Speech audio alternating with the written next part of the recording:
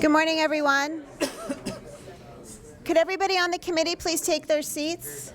I think we'd like to get started so we can keep on schedule today. Thank you. I'd like to welcome everybody to the first meeting of the newly chartered Advisory Committee on Diversity and Digital Empowerment.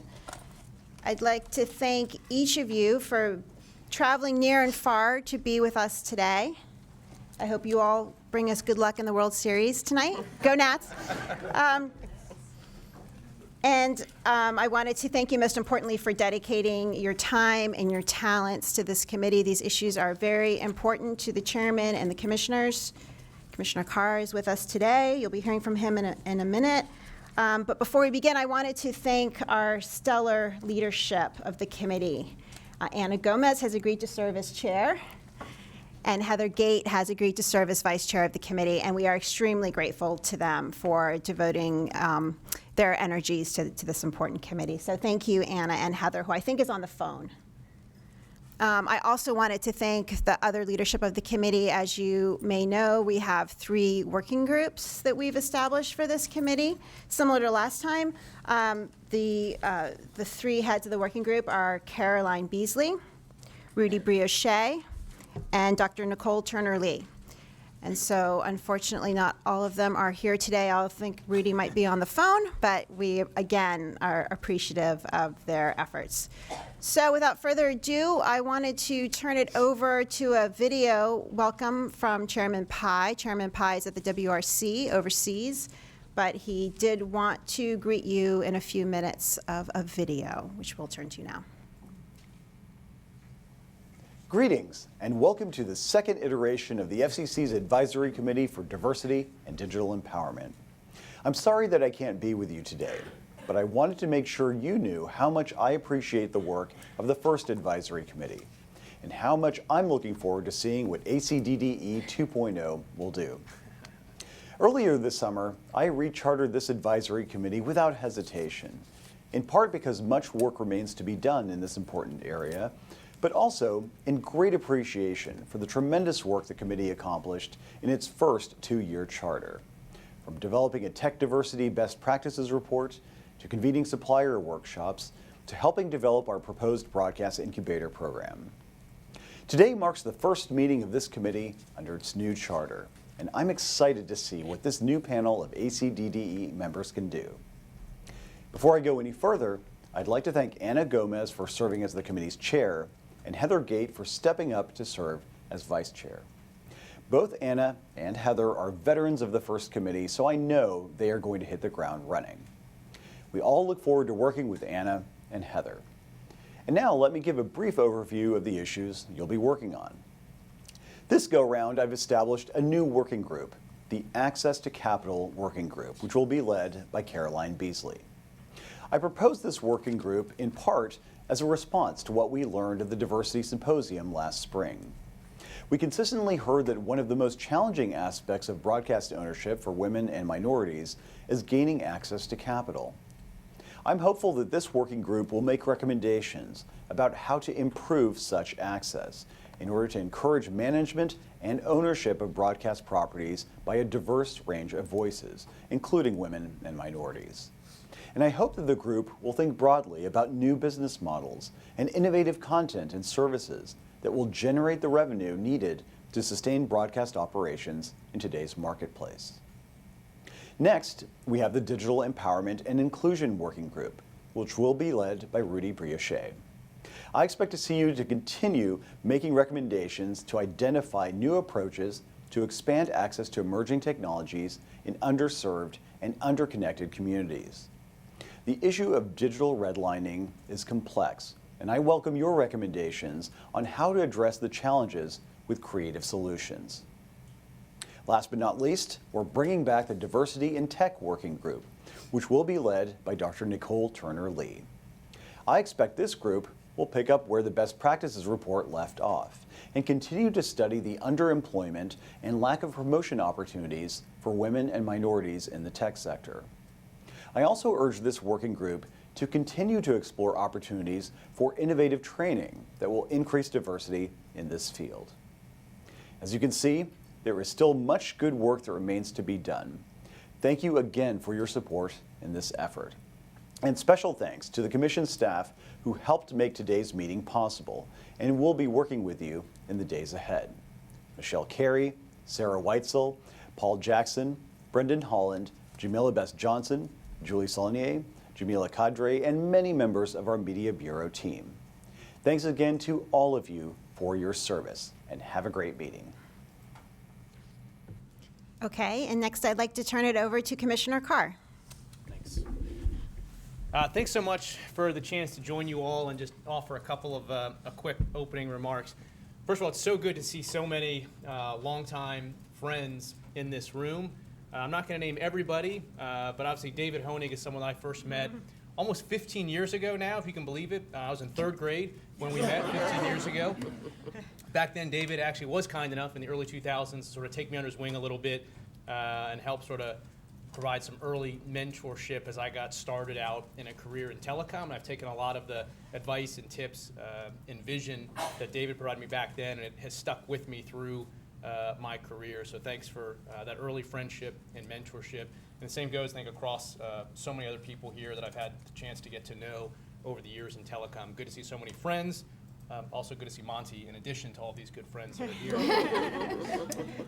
Thank you as well for your service on this committee. I mean, you all have incredibly difficult, challenging, full-time jobs. Anyone working sort of in or around telecom or in DC or really anywhere these days, it oftentimes feels like we are all just barely keeping our heads above water with our existing responsibilities, whether it's family or work. So thank you for taking on this additional burden, because it is so worth it. At the end of the day, when I step back, there's really two broadest possible buckets that I think are relevant to almost everything we do at the FCC, which is availability on the one hand and access on the other hand. And when you unpack those two concepts, whether it's in broadcast or broadband, it shows the complexity of the challenges that we're trying to solve and why the work of this committee is going to be so critically important to that. On the availability side, on broadband, for instance, we're working hard to make sure that every single community gets a fair shot at seeing the next-gen connectivity that is going to be truly, truly life-changing. Everything from connected cars to new telehealth applications. All of this depends on making sure that there's no community left behind. And so I'm really pleased with the focus that this commission has brought on that concept of availability, the concept of building out internet infrastructure. And within that concept, diversity is important, both in terms of where we build out internet infrastructure to every single community. A couple weeks ago, I was in the 2nd Ward, Houston's 2nd Ward, historically under-resourced community. A provider was putting up a new small cell right in that community because it's a population that over-indexes for having a smartphone-only access to the internet. I met that same day with the mayor of Houston, Sylvester Turner, and he talked about the policies he was putting in place to make sure that when providers come in to his city, that they build out everywhere to every community. And he said he didn't take an approach of micromanaging it and mandating, you got to put a cell tower here, you have to serve this community here.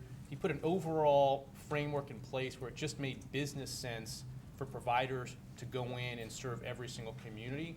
So I think that was a great sort of success story to see. But also on the infrastructure side, it's a great job story. We have a extremely large infrastructure build going on in this country to build out 5G, 4G, next-gen connectivity. It's not just the small cells and towers that we spend a lot of time talking about in DC. It is many, many miles of high-speed connections that cable providers are putting in, other wired providers are putting in. And it's a great jobs opportunity. If you just take the tower techs alone, we could add 20,000 new tower techs into the industry today. And it's a job that is a solid middle-class job, good paying job, with advancement pretty quickly, actually, to even 6 figures just in that one sector of the economy. And you can take someone that has no skills at all, and you can go through a community college program of a few weeks to a few months, and come out and land a good paying job in the tower industry. So I've been working on a jobs initiative to expand these tower certification programs in community colleges around the country.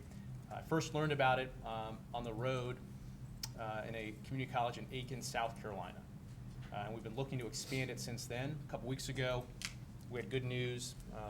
The community colleges that I visited in Sioux Falls, South Dakota, was going to start up and is going to start up now a tower certification program starting in January. So we're starting to see some progress with creating opportunities for everybody to get into that space, building out the infrastructure. But then when you shift over onto the access side, so the infrastructure is there, that's good, we're working on it. We have to make sure people can use that infrastructure, can take advantage of that. When you unpack that issue, there's a lot of different issues we need to tackle to do that. Relevance, importance. I think some of that is going to be work that this committee is going to be able to tackle as well. Because what's really important, and I spent a lot of time in tech conferences around the country and around the world. I think anybody that spends time at these big tech or telecom conferences, walking the show floor, looking at the panels, you know we're not where we need to be in terms of diversity and inclusion in the tech sector yet. There is work to be done. When I was at a recent show out in Los Angeles, I met a woman, Tara Klovsky, and she runs an organization that's focused on entrepreneurship and tech leadership for young women and families to make sure that they have a clear path and the training that they need to enter the tech and telecom space and succeed. And she talked about how when you have every single community know that there's a chance and a pathway for them to tech entrepreneurship, the difference that it makes in everybody's life. You talk, for instance, about a young woman and her child who developed an app that can take someone's drawings, a young kid's drawings, and use basically artificial intelligence to analyze whether that drawing is showing signs of depression or other mental health issues. So the ability to make sure that every single person can spot problems in their own community, in their own lives, and know that through tech they can potentially find a solution. And all of us are going to benefit when we make sure that the diverse ideas and perspectives of everyone in the country can feed into tech, whether it's broadcasting, broadband, starting up applications. So when I look at the role of this committee, it is so critical to everything we do, and it helps us understand the complexity of the challenge.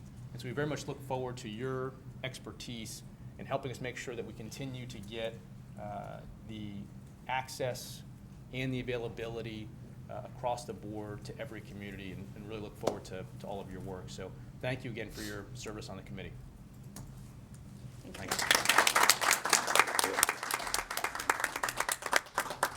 Thank you, Commissioner Carr.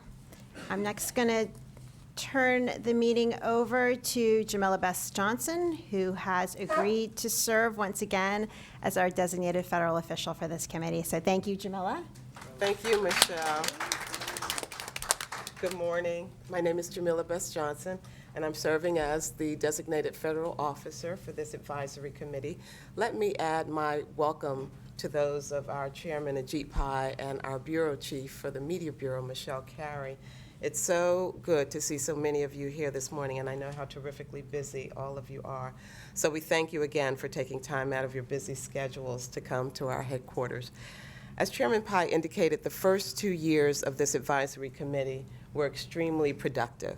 And so you all are starting on an excellent foundation going forward. And we know that you're going to build on that foundation. We certainly want to thank our returning members for coming back to join us. You know what lay ahead of you. And we extend a very warm welcome to our new members. And we're going to hear more from all of you later on this morning. And I want to also introduce, as new to this enterprise this time around, our deputies, Julie Saulnier and Jamil Kadre. You're going to hear more from them later on in the meeting, but we certainly welcome them, and we appreciate all that they have done to help get us to this meeting this morning. And now we say good morning to and welcome to our new chair, Ana Gomez. Let's give her a warm welcome. Thank you, Jamila. Thank you, everybody. It's nice to see so many returning faces. First, let me say thank you to Chairman Pai for appointing me once again to this committee on behalf of the Hispanic National Bar Association and for appointing me chair of this committee. I'm excited to work with everybody. And thank you as well for all of your commitment to supporting. Hello. I'm not sure this one's working. Is it working? Yeah, no, it is. This will be like those old-fashioned press conferences. Again, thank you to Chairman Pai for appointing me to this committee on behalf of the Hispanic National Bar Association. Thank you as well for appointing me chair of this committee. I look forward to working with everybody. Thank you for your continued support for the important mission of this committee. Thank you to Commissioner Carr. I really appreciated your comments about our goal to ensure availability and access to all communities throughout the country. I'd like to say thank you to Michelle Carey, to Sarah, to Paul, to Brandon, to Jamila, to Julie, and to Jamil for your guidance and support. I know how hard we're all going to work together, so I look forward to that. Thank you also to our Rockstar Working Group chairs and to, again, all of you who will be serving on this committee. I had the distinct pleasure to work with many of you during the past year's charter of this committee, and I know how dedicated, passionate, and committed you are to advancing the recommendations that further our goals of diversity and inclusion. In particular, I was very fortunate to work with Heather Gate in her role then as chair of the working group on digital empowerment and inclusion. All of those who worked with her know she did an amazing job of setting forth the recommendations of our several subgroups within that working group during the last charter, and I am doubly fortunate now that she has agreed to serve as vice chair of this committee. So I look forward to working with you on this committee's important goals, and go Nats. Thank you, Anna. Heather, if you're on the phone, we'd certainly like to have you say good morning to the room.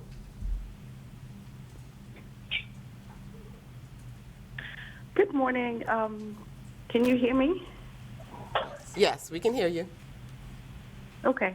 Thank you.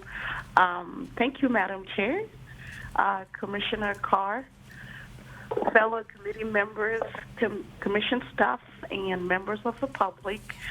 I would like to start by offering my apologies that I couldn't be there in person. I am calling in from my bedside, not feeling a little under the weather, so bear with me if you can't hear everything I'm saying. But again, I'm extremely honored to serve as vice chair of this committee and would like to begin by thanking Chairman Pai for trusting me with this awesome responsibility and for his continued support for this important committee charge.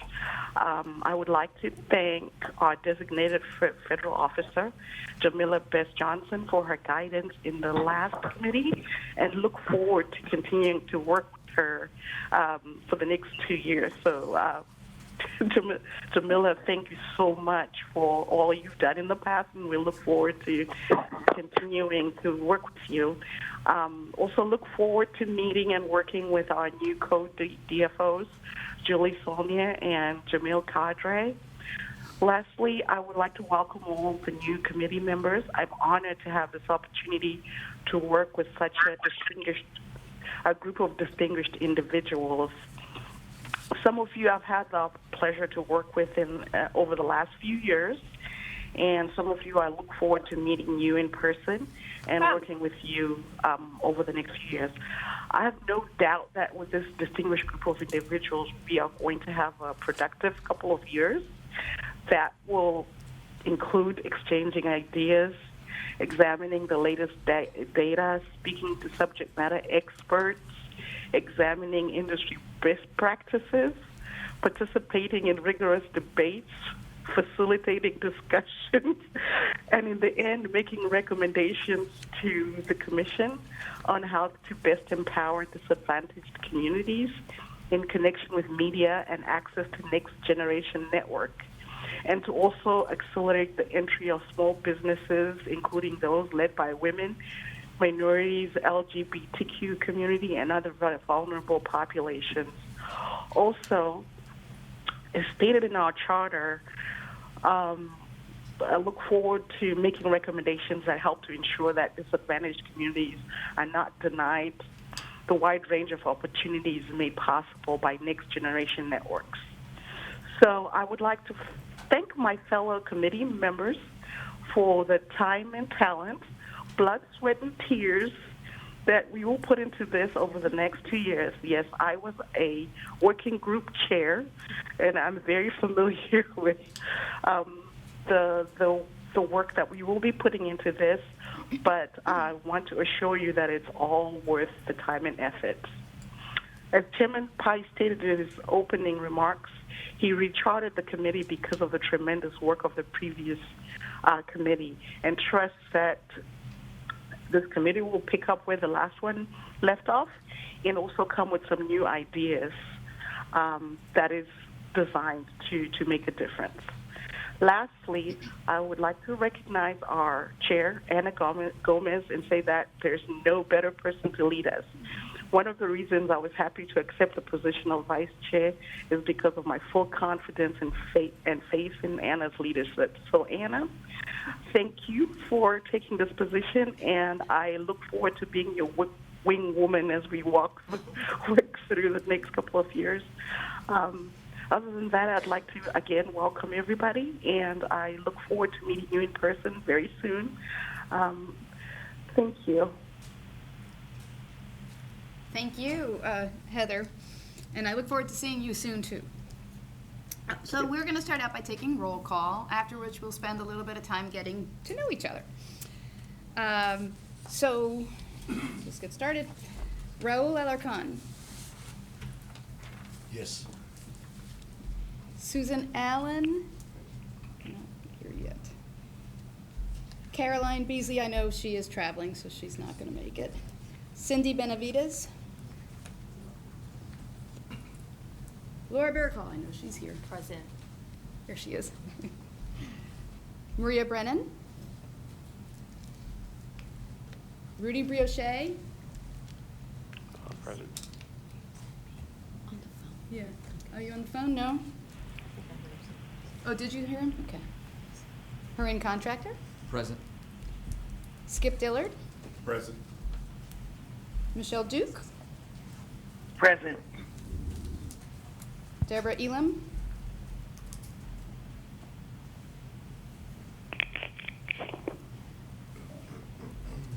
Marita Coley. Here. Lori Hall. Here. Rashidi Hendricks. Present. David Honig. Present. Ron Johnson. Present. Sherman Kizart. Present. Nicole Turner Lee. I know she was going to be on the phone. Present, I'm here. There she is. Roy Littman. Present. Duan McCoy. Clint Odom. I know. Present. Sean Perryman. Here. Henry Rivera is traveling. Stephen Roberts. Alfredo Rodriguez. Here. Brian Scarpelli. I'm here on behalf of him. Namisha Shukla. Marie Silla. Present. S. Janelle Trigg was not going to be able to make it, right. James Winston. Present. There he is. Chris Wood. Present. Did I miss anybody? All right, welcome everybody. So I'm gonna go a little bit out of order. Now Rudy is on the line, right? I am, but I can't really hear it too well. Is it possible to raise the volume in any way? We'll try to do that. Maybe I should speak more into the mic. Okay, but I can hear you. Can you hear us, Rudy? All right, so I'm just gonna go a little bit out of order because Rudy has to go to a meeting. But I'd like to introduce the chair of our Digital Empowerment and Inclusion Working Group, Rudy Brioche. He, like I said, has a conflict later, but he wanted to give his thoughts about the working group now. Rudy, would you like to introduce yourself first? Great. Yeah, I will. Thank you very much. And again, my apologies for not being able to make this important first meeting. But the truth is, I just wanted to go first, so I figured the best way to do it was to not be present. But I wanted to at least say that I do believe that the continued importance and purpose of this committee as the Diversity and Empowerment Advisory Committee to the FCC is evident based on the fact that everyone is here, and both Chairman Pai rechartered this committee, and the commissioners as a whole, they all recognize the continued need for stakeholders sitting around the table and on the phone who have an interest and a commitment to the issues before the committee to have a forum to discuss these issues in a meaningful way, to exchange ideas, and to ultimately develop recommendations to the committee. So with respect to the Digital Empowerment and Inclusion Working Group, we have the good fortune of building on the considerable work of the prior iteration of this working group, which was chaired by Heather Gate, who just spoke earlier, who is now the vice chair of the full committee. Heather did an outstanding job by focusing the committee on our twin objectives. The first was this mission for us to recommend to the Commission ways that we can empower disadvantaged communities and to accelerate the entry of small businesses, women, minority owners, and suppliers into the ICT sector. We did this by hosting and coordinating a number of events, in particular a workshop for diverse suppliers to connect with interested communication and technology companies. That process was one that was very meaningful. We came up with best practices and lessons learned for ways to improve. So we intend to continue and to build on that collaborative effort. In particular, we worked with Stanford Williams, the director of the FCC Office of Business Opportunities, and we expect to continue that very meaningful work.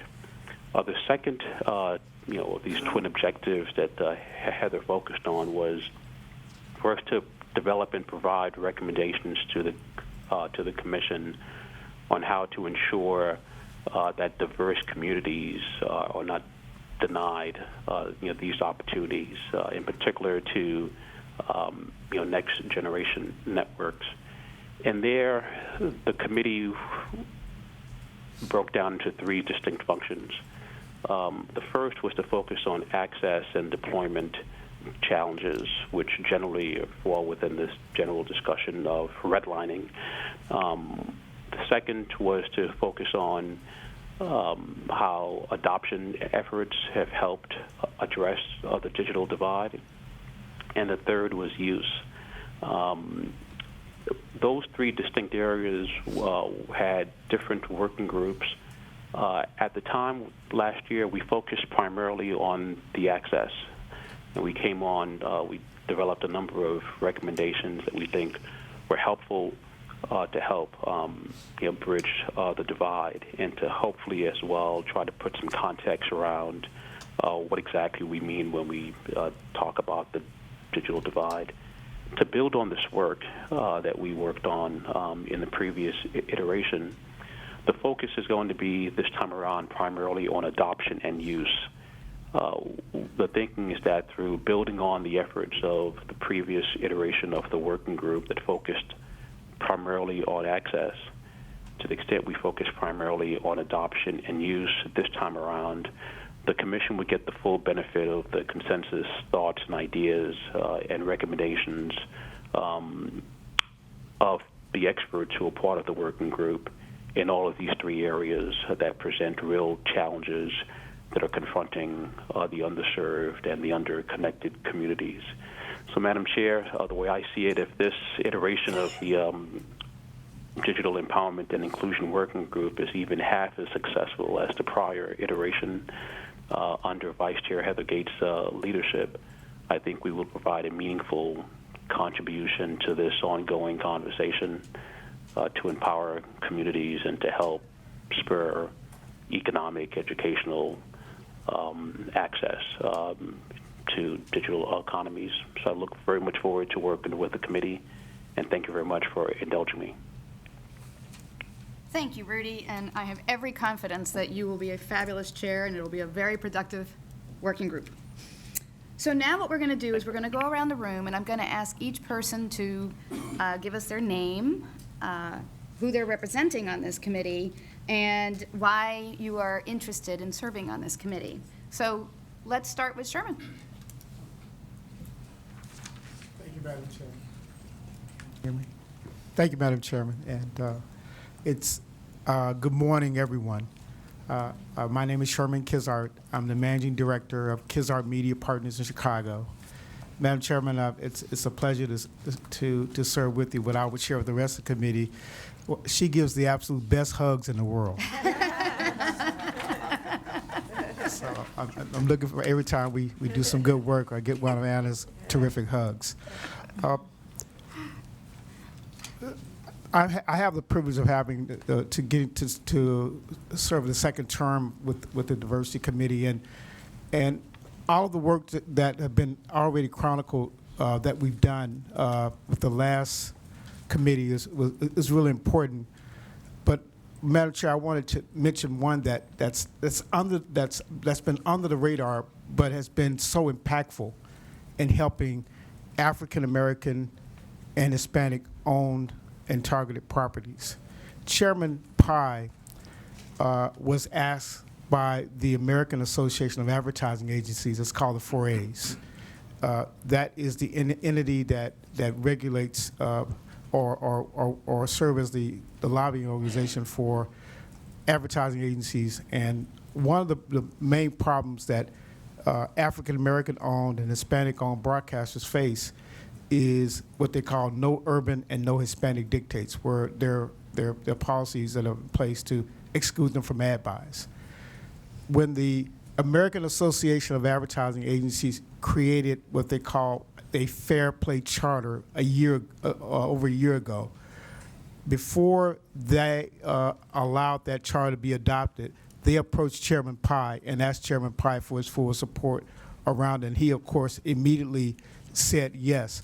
But it's that kind of leadership by Chairman Pai around this issue that is impacting and making it that's benefiting African American owned and Hispanic owned broadcasters across the country.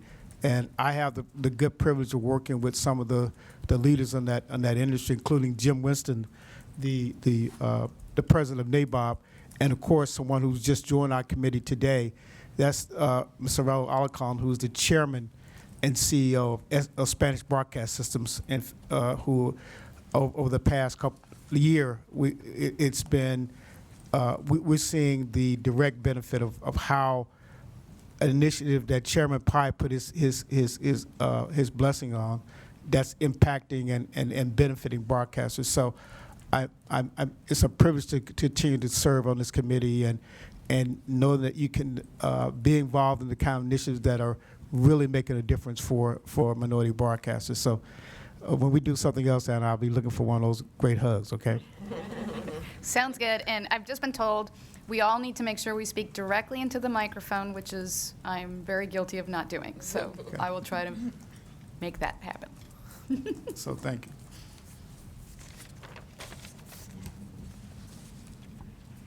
Hi, everyone. I am Alex McLeod. I am filling in on behalf of Brian. Unfortunately, he's in Barcelona today. I don't feel too bad for him, though, but for a work thing. I represent the ACT, the App Association, and we represent 5,000 small to medium-sized app developers, specifically in the tech community on different issues facing these small business owners. Brian is a previous member of the committee, so he was really engaged on the work that the Diversity and Tech Working Group did last year, and he shared with me just his experience working with lots of members that I'm sure that you guys all know him, but he said that it was some of the best work he's done, and he really appreciated the hard work that went into identifying diversity issues and really making sure that there was empowerment in the tech space and making sure that different hires come in and people from all different walks of life are able to give input into the tech sector, and specifically with a lot of our members, app makers, really thinking about the different people that they serve in those communities. Just a little bit of background from my end. I just started at the App Association, so I'm about 5 months in, but I also worked in Chairman Pai's office at the FCC as an intern for about a year. So he also was very excited about this committee, and I'm really excited to be able to see it from the other side and to be able to work with you alongside Brian on some of these really important issues. Dr. Shukla? I'm Dr. Shukla. By profession, I'm a pediatrician, but I'm here because about 3.5 to 4 years ago, I acquired a radio station to create voice for South Asian American community in my backyard, and I'm here to represent all the ethnic media, ethnically owned radio stations and difficulties we face to provide programming as well as getting supported economically. And that's why I'm here. Thank you. First of all, good morning. It really is a pleasure to be here on this committee with a group of individuals that I respect that are really just, I think, the cream of the crop when it comes to broadband access issues. First, I just want to thank Anna, you and Heather for chairing the committee, so thank you. And I had a privilege of working really closely with you guys last time on the digital access working group. And Jamila, thank you for your leadership and just kind of making sure that the train was running. It's a pleasure to be here. I represent T-Mobile USA. I can tell you this is a huge issue for my company, and it's a big one for me. One of the things that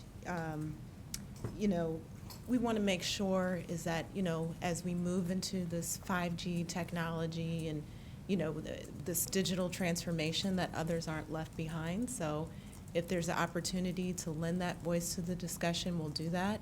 It's very important for me and for my company because we do represent a very, very diverse customer base. I think the other thing I wanted to point out, and Rudy had mentioned this, is I was happy to hear about the access to capital. I think the chairman had mentioned that in his remarks. I think it's a really needed discussion. It's one that we have been hearing about from a number of different partners that we work with. So just really, really welcome that discussion taking place in this group. And just really looking forward to really kind of hitting the ground running. I feel, I don't know about you, but very invigorated with this group. I think there's a lot of things that we can accomplish, and just glad to be here and have a seat at the table. Thank you. Good morning. I'm Jim Winston. I'm the president of the National Association of Black-owned Broadcasters, and I can tell that I'm slurring my speech. I have what my dentist calls an appliance that's been that I'll be wearing for about 4 months. So for 4 months, I'm unfortunately going to sound a little bit like I'm in the sauce, but I'm not. But I've had the honor of being on each of the diversity committees that have been established by each of the chairmen over, I guess, the last 10 years or so. And it's a pleasure to be here because it is such a great brain trust of people who are all interested and committed to diversity and inclusion. I think that we've got a lot of great issues here, and I think there's one that that probably won't be able to be addressed by the committee directly, but I think people need to be aware of it, which is that about 2 or 3 weeks ago, the Third Circuit Court of Appeals in Philadelphia reversed the Commission's most recent decision that revised its multiple ownership rules in broadcasting. And in reversing, the court said that the Commission had failed to demonstrate the impact that its rule changes was going to have on minorities and women. And that's an important issue that the Commission is going to have to address going forward. One of the things that I'm going to talk to people on the committee here about is getting involved in an effort to reinstate the tax certificate policy, which the Commission had from 1978 to 1995, which substantially increased the amount of minority ownership in broadcasting and could be used again to do the same thing for minority ownership and female ownership if brought back. And there are bills pending in the House of Representatives by Congressman Butterfield. In the Senate, the same bills pending by Senators Peters and Schatz. And so there is a basis for believing that something can happen if the industry gets behind it. So I'll be talking to folks individually about getting together to see if we can do something like that. Thank you.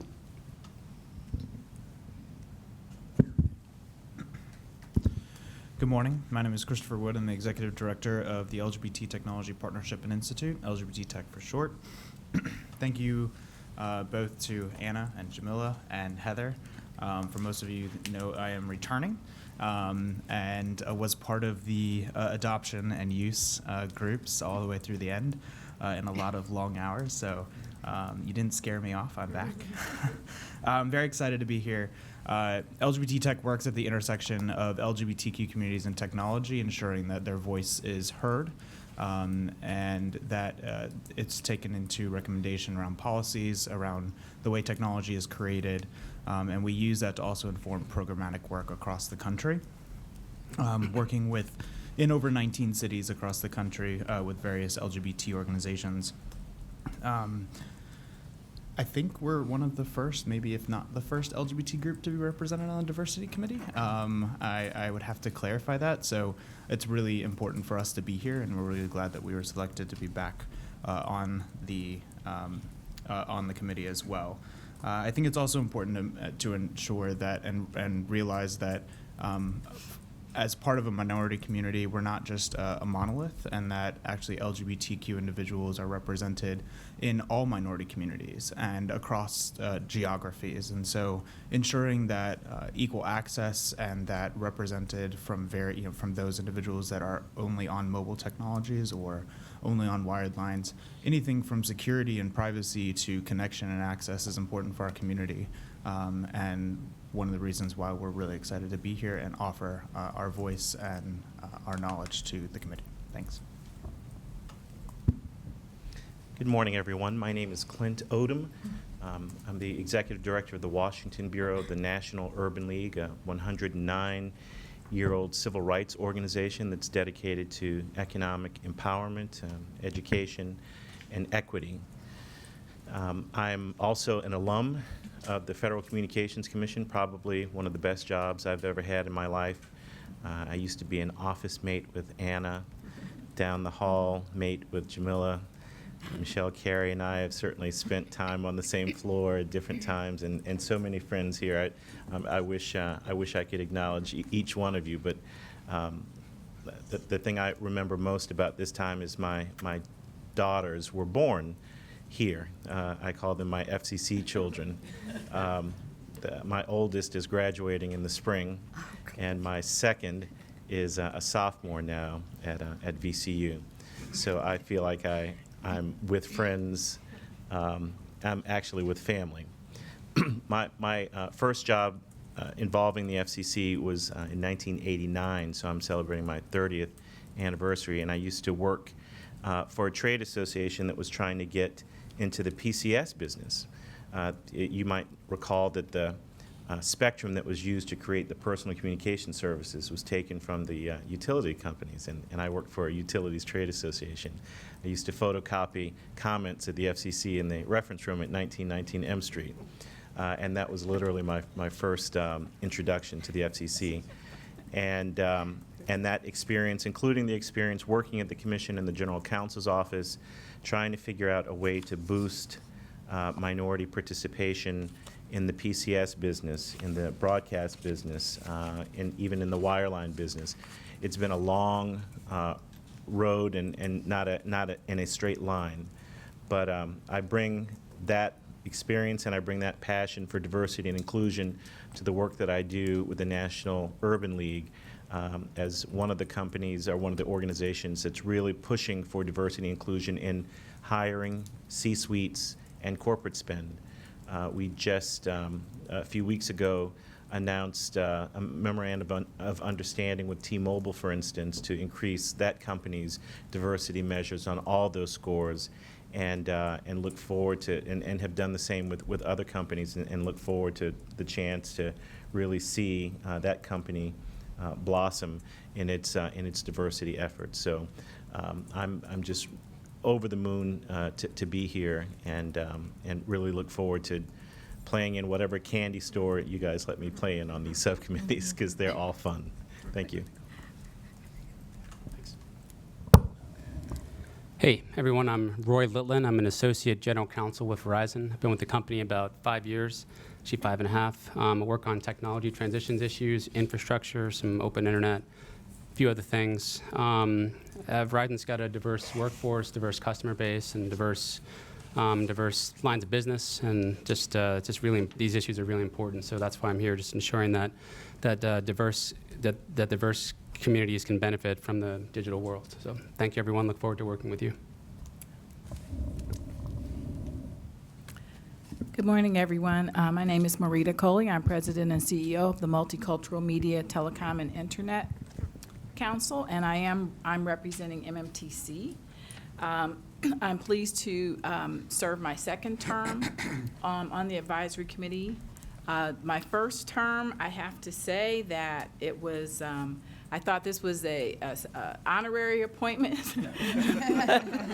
I learned that this is an appointment where you roll up your sleeves and you dedicate, your time and your talents and your resources to doing something that I think everyone on this committee, in addition to the commission, are very dedicated about, and that is to advance the cause of diversity in the regulated communications industries. I'd like to also commend Chairman Pai on the working group that I worked with last time, which was the Diversity in Tech Working Group, because that is traditionally not a regular FCC regulated industry, and it was done very well, I think, in terms of trying to adopt some of the policies and some of the practices that those of us who came up in media and telecom dealt with, and then to share them with the tech industry.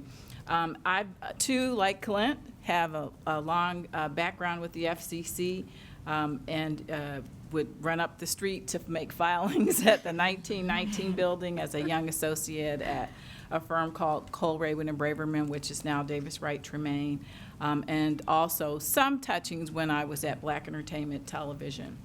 But it's, I'd like to thank the commission for reconvening this entire diversity task force, and I would be remiss if I did not thank my staff and my board for enabling me to make the substantial dedication of time to this committee and to the work of this committee. Thank you. Good morning. My name is Lori Hall, and I'm here representing TV One. On behalf of my general manager, Michelle Rice, our CEO, Alfred Liggins, and of course our founder and chairperson, Kathy Hughes, I'm very excited to be here. I want to thank you, Madam Chair, as well as Jamila Best Johnson, as well as Chairman Pai for having me. I'm very excited to be here to roll up my sleeves, as you said, not be an honorary member, as I'm committed to diversity issues as well. As some of you may know, Kathy Hughes is the first African-American woman to own a publicly traded company. I also serve on Nielsen's External Advisory Council, which is chaired by Adonis Hoffman, who some of you may know. So we're very committed, both with Nielsen and with TV One, as well as Urban One, our parent company, in terms of diversity issues. And so I'm just happy to be a part. Thank you. Hello, good morning. My name is Rashidi Hendricks. I am the founder of Metallic Entertainment.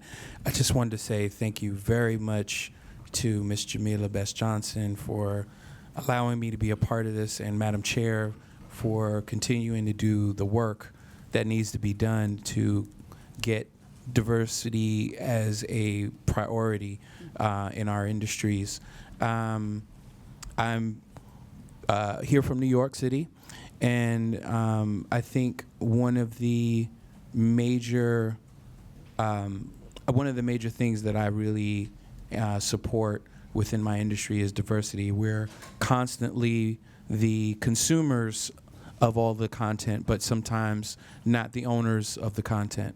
And what I hope to continue to represent is the content creators that we work with, as well as their interest in being able to create opportunities for diverse content creators, as well as excuse me, as well as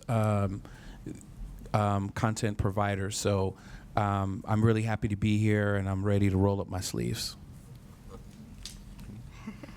I'm David Honig, representing Jewel Glow Productions. I also work for Merida at MMTC. And Jim Winston and I are the old people in the room, and I'm glad you still have us around because we're the institutional memory. Jim and me each either helped staff or served on all of the 5 diversity committees the commission has had since the one in '77, one in '82, one in 1990, one in 2004, and now this one since 2017. And I think it's fair to say that these diversity committees have served as a place to germinate new ideas that wouldn't otherwise come to the commission except through the rulemaking process, which takes forever. And certainly not with the collective value of creativity and brains in this room. You look at the history of these committees, the tax certificate policy, the distress sale policy, the revised attribution rules from '82, the incubator concept, and what Sherman mentioned, the advertising non-discrimination rule, all had their start in one or another of these committees. That's a huge legacy. And the fact that we've now got an Access to Capital working group is an excellent sign that the chairman, you heard his remarks, understands that that's the critical issue facing all of us. We need more good ideas like it. Thank you.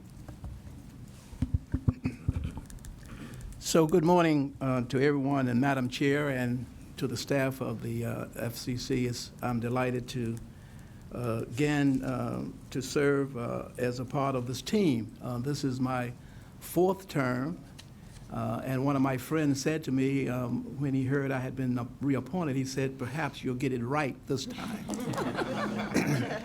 Only a friend would say that to me.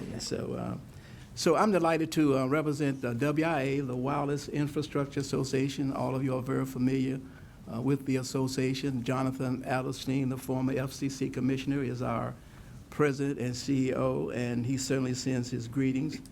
For those of you who don't know, WIA is a 240-member trade association representing carriers, OEMs, other service providers in the wireless industry. And so that organization that I serve as their chief advisor and DI&I diversity lead for Jonathan and his team, obviously is very committed to diversity and inclusion.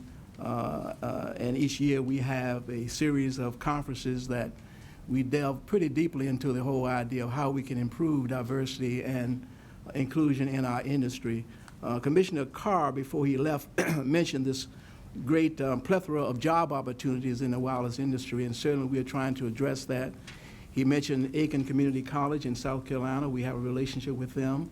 We're working, WIA is working with HBCUs and MSIs and Hispanic organizations around the country to try to improve diversity and inclusion. So we want to bring those kinds of ideas and concepts with respect to what WIA is doing to our conversation here on this committee. And so I'm delighted to be reappointed again and look forward to serving with all of my former colleagues and all of our new members.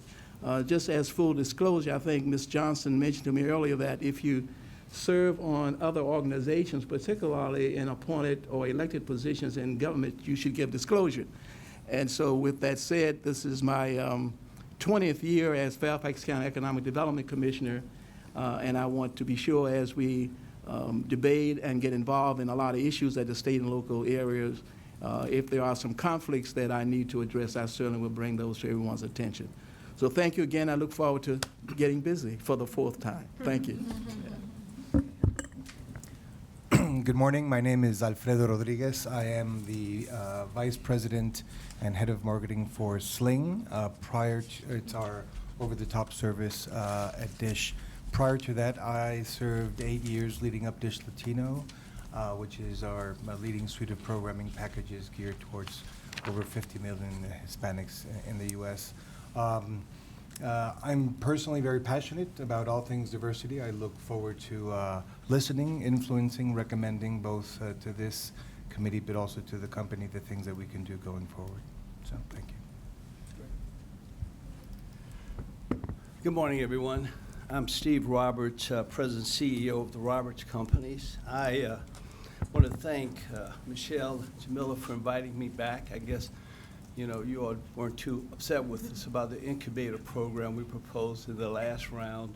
But more importantly, you all have known my commitment to telecommunications. So I'm honored to be with this very distinguished group of experts in telecommunications from around the country and around the industry.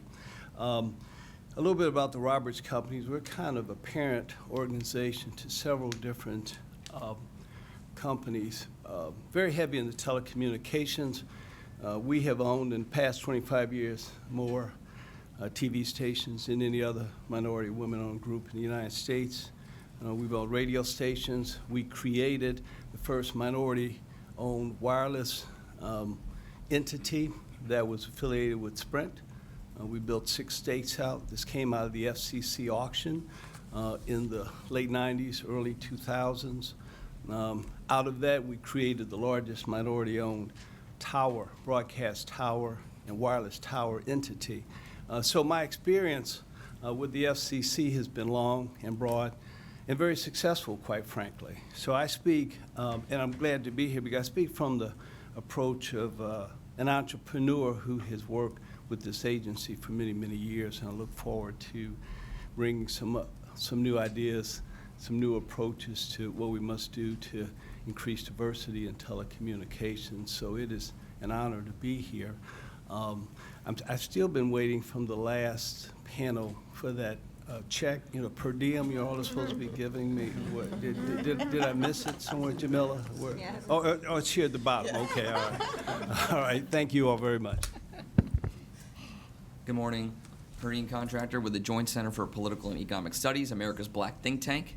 That's who I'm representing today. I want to send my sincere thank you to Heather, Anna, and Jamila. We did such hard work in the last iteration, so look forward to continuing that work. I'm partly here because of my knowledge. I started the data analytics team at the Universal Service Administrative Company, so Universal Service Fund. First person to ever really dive in and try to make sense of that data. So I love to talk about data, and that's why I'm here. Today, the economy was announced that it grew at 1.9%. There are millions being left behind, millions of people of color not participating in the labor force. And yesterday, we were at a convening in Atlanta with Ambassador Andrew Young, and Atlanta's, America's black tech mecca. But even there, hiring, retention, and mobility is a major issue for these communities. And I'm here to talk about these issues and make sure that's on the forthright, because we're not here to pay lip service. Diversity and inclusion is an economic imperative, so I continue to look forward to working with you all and make sure we have some ideas to move the needle forward. Thanks.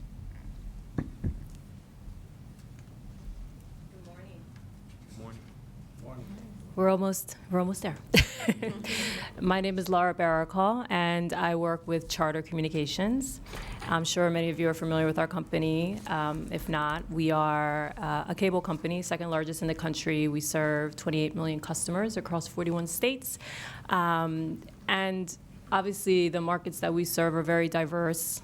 As a company, we're invested in diversity and inclusion, all the way down from our workforce, the folks that we serve.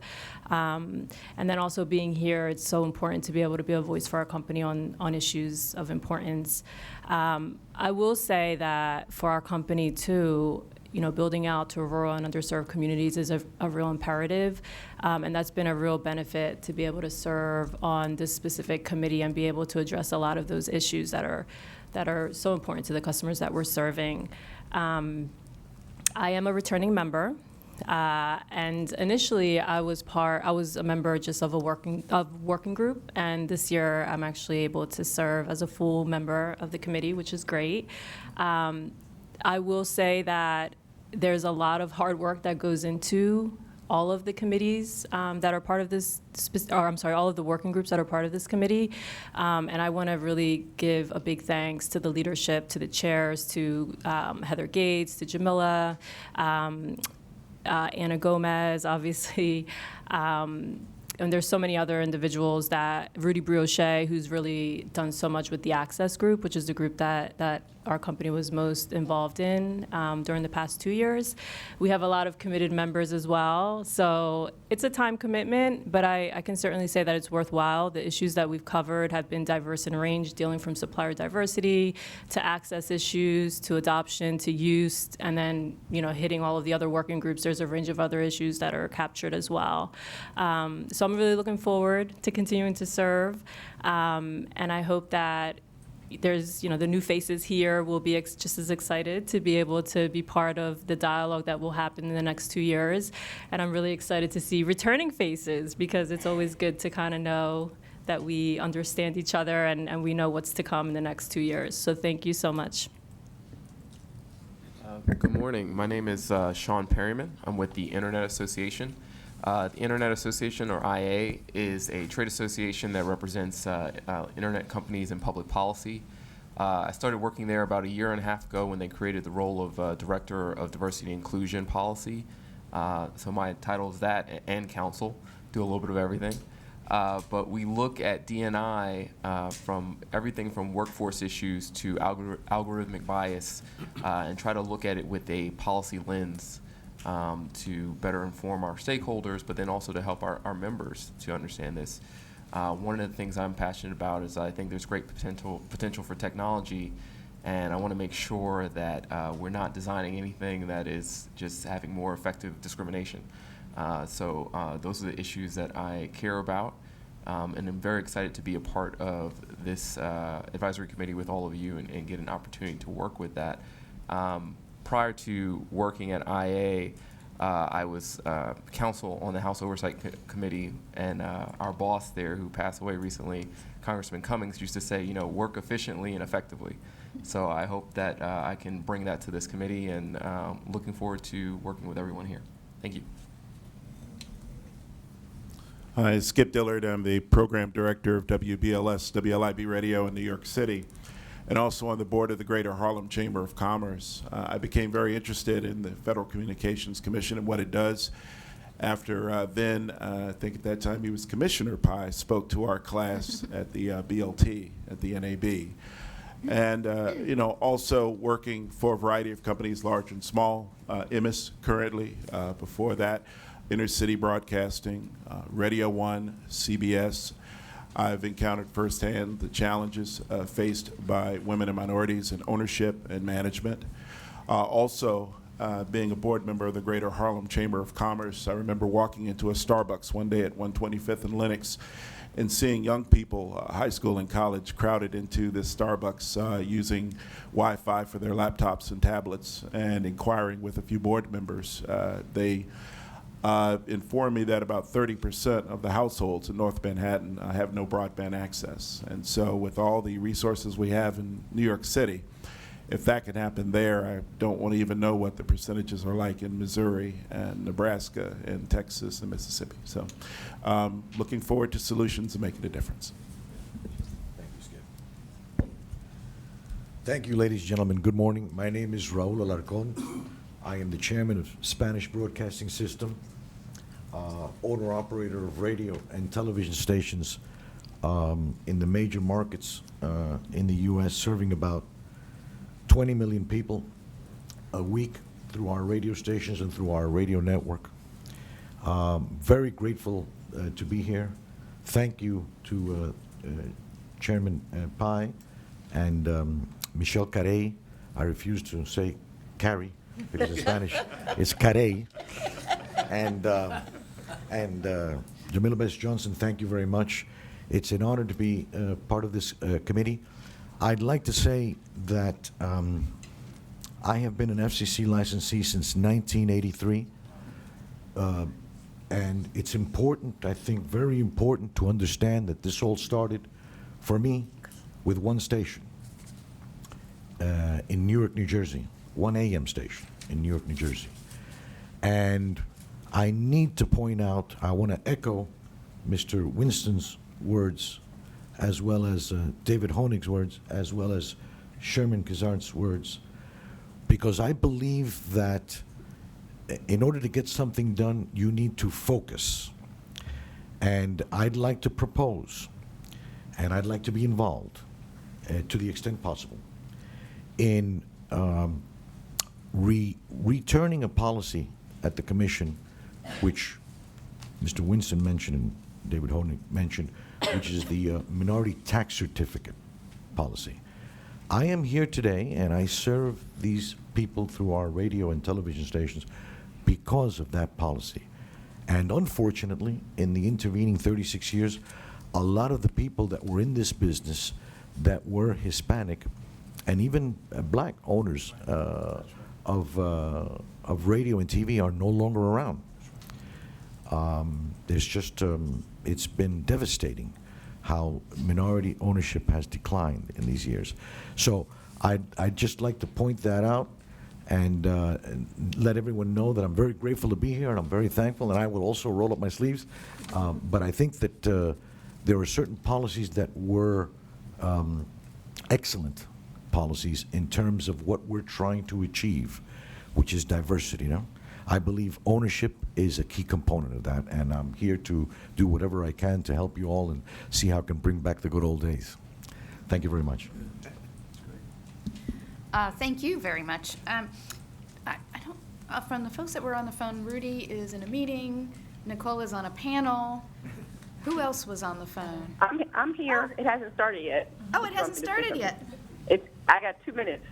It'll start, then I'll come over. You want me to go ahead? Anna, can you hear me? Yes, sorry. Okay. So I'm Nicole Turner-Lee. I'm a fellow at the Center for Technology Innovation at the Brookings Institution here in Washington, D.C. We're a global think tank that is committed to addressing a variety of issues from national security to technology to various governmental relations in terms of global countries. And my particular focus area is on telecommunications and technology policy, particularly regulatory and legislative issues, in addition to the digital divide. So next year I'll have a book out on the U.S. digital divide that would love to share with the group when it actually gets published by Brookings Press. And in addition to working on regulatory, legislative, and digital divide issues, I also work on artificial intelligence, particularly algorithmic bias and discrimination. And so I'm very honored to have entered into this field. Many of my friends and mentors are on this committee. I was appointed to this committee many years ago when I was at the Joint Center by Chairman Janikowski, and so happy that it was recharted by Chairman Pai after having somewhat of a hiatus for a year or so. And some of my favorite people on this committee who trained me from when I was a baby, like David Honig, because yes, he is old. I can't help it. But he's Marita Coley, as well as other people. And last year when I was on the committee, I was Heather Gates' personal research assistant. So I'm happy to actually chair this particular committee on diversity in tech, following up on the great work of Marita Coley and Gavin Logan and others that were part of that committee and that fact-finding mission to sort of define what that looks like, particularly in an area that is an unregulated industry. And I'm also happy to be joining my broadcast brethren who are fighting the good fight for media diversity, particularly at a time when we need the robust narratives of all people to be told in this country. So I look forward to the productivity of this committee as we had last year, and the robust dialogue that will essentially lead to, I think, some actionable deliverables that will allow us to, one, be recognized as a viable entity in this space when it comes to providing consultation to this commission on ways to improve upon inclusivity in the technology, media, and telecommunications space. And I also look forward to, just like Laura said, being around a group of really good people who are committed to the good fight. So that is I. I apologize for not being there in person. I've made a commitment to Anna and Heather and Jamila that I will come over as soon as I stop running my mouth on this panel and at least be able to see everybody's face before the meeting adjourns. All right, thank you. Michelle, are you still on the phone? Here. I am here. Can you hear me? Yes. Hi, my name is Michelle Duke, and I am president of NAB's Leadership Foundation. And I am thrilled to be here as well. And thank you to everyone for being patient with me being over the phone. We've had a pretty hectic week here, in part because just last week we celebrated the 20th anniversary of our Broadcast Leadership Training Program, which I think many of you may be familiar with, that is headed up and was started and founded by Diane Sitter. And I think I heard Skip mention it when he introduced himself as a former grad or a grad of the program. Diversity is very important, not only to the Leadership Foundation, but also to NAB, as demonstrated by both that program and many others that we do here, to advance it not only at the senior levels of our industry, but also with the recruiting, entry-level positions into our industry, so that we can build a pipeline to increase diversity, not only in the radio but also in television. I've been somewhat involved with this committee for many years on the ancillary, if you will. I participated in a working group last year, and have brought many of our BLT classes to the various meetings that have been held over the years. So I'm very happy to be here, and appreciate you having me. Thank you, Michelle. Did anyone else join on the phone? Okay, so that's it. Well, the good news is we're running a little ahead of schedule. So we're going to take a 15-minute break. We'll see you again at whatever time that clock says. 11:35. About 11:35. And we'll reconvene then. Thank you. Good. I did.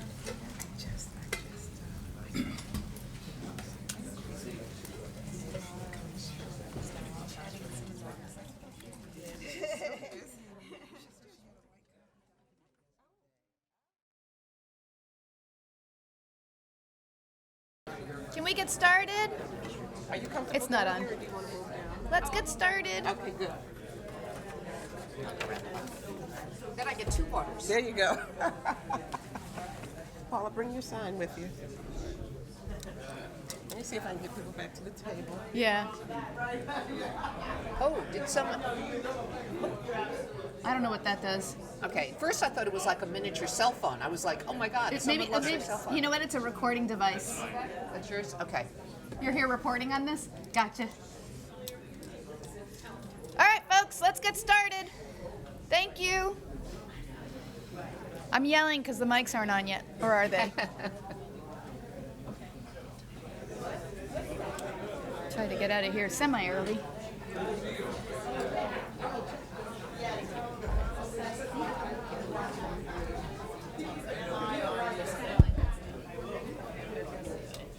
I lost Jamila. And Alberto, I lost Alberto.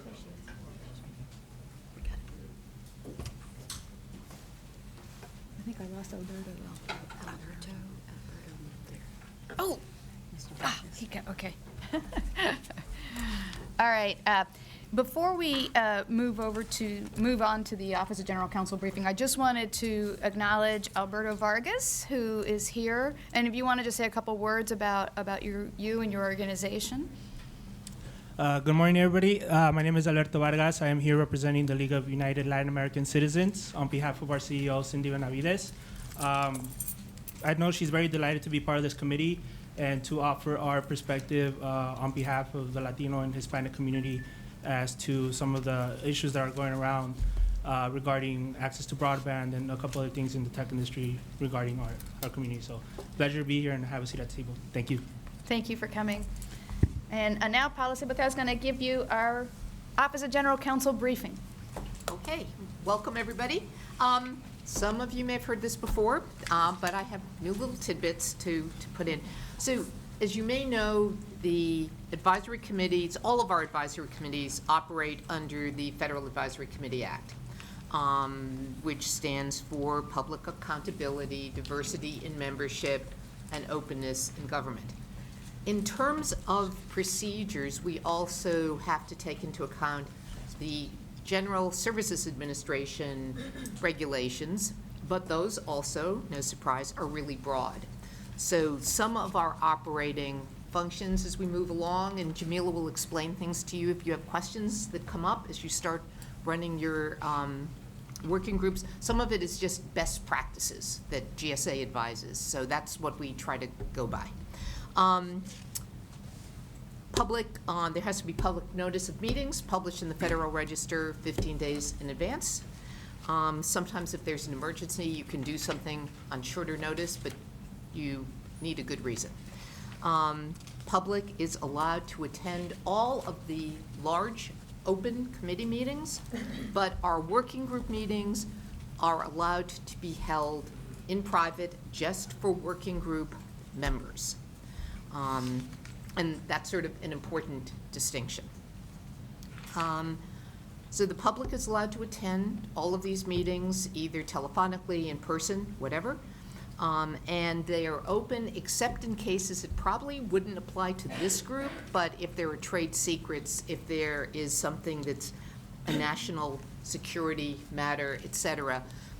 If any of you were aware of something like that that would be coming up at the meeting, please tell Jamila or any of the staff for this group in advance. They would tell me, I would tell the general counsel, and then there's like a procedure that takes a couple days that could close a certain portion of the meeting. That's only happened a couple of times since I've been working on this, but it does happen occasionally.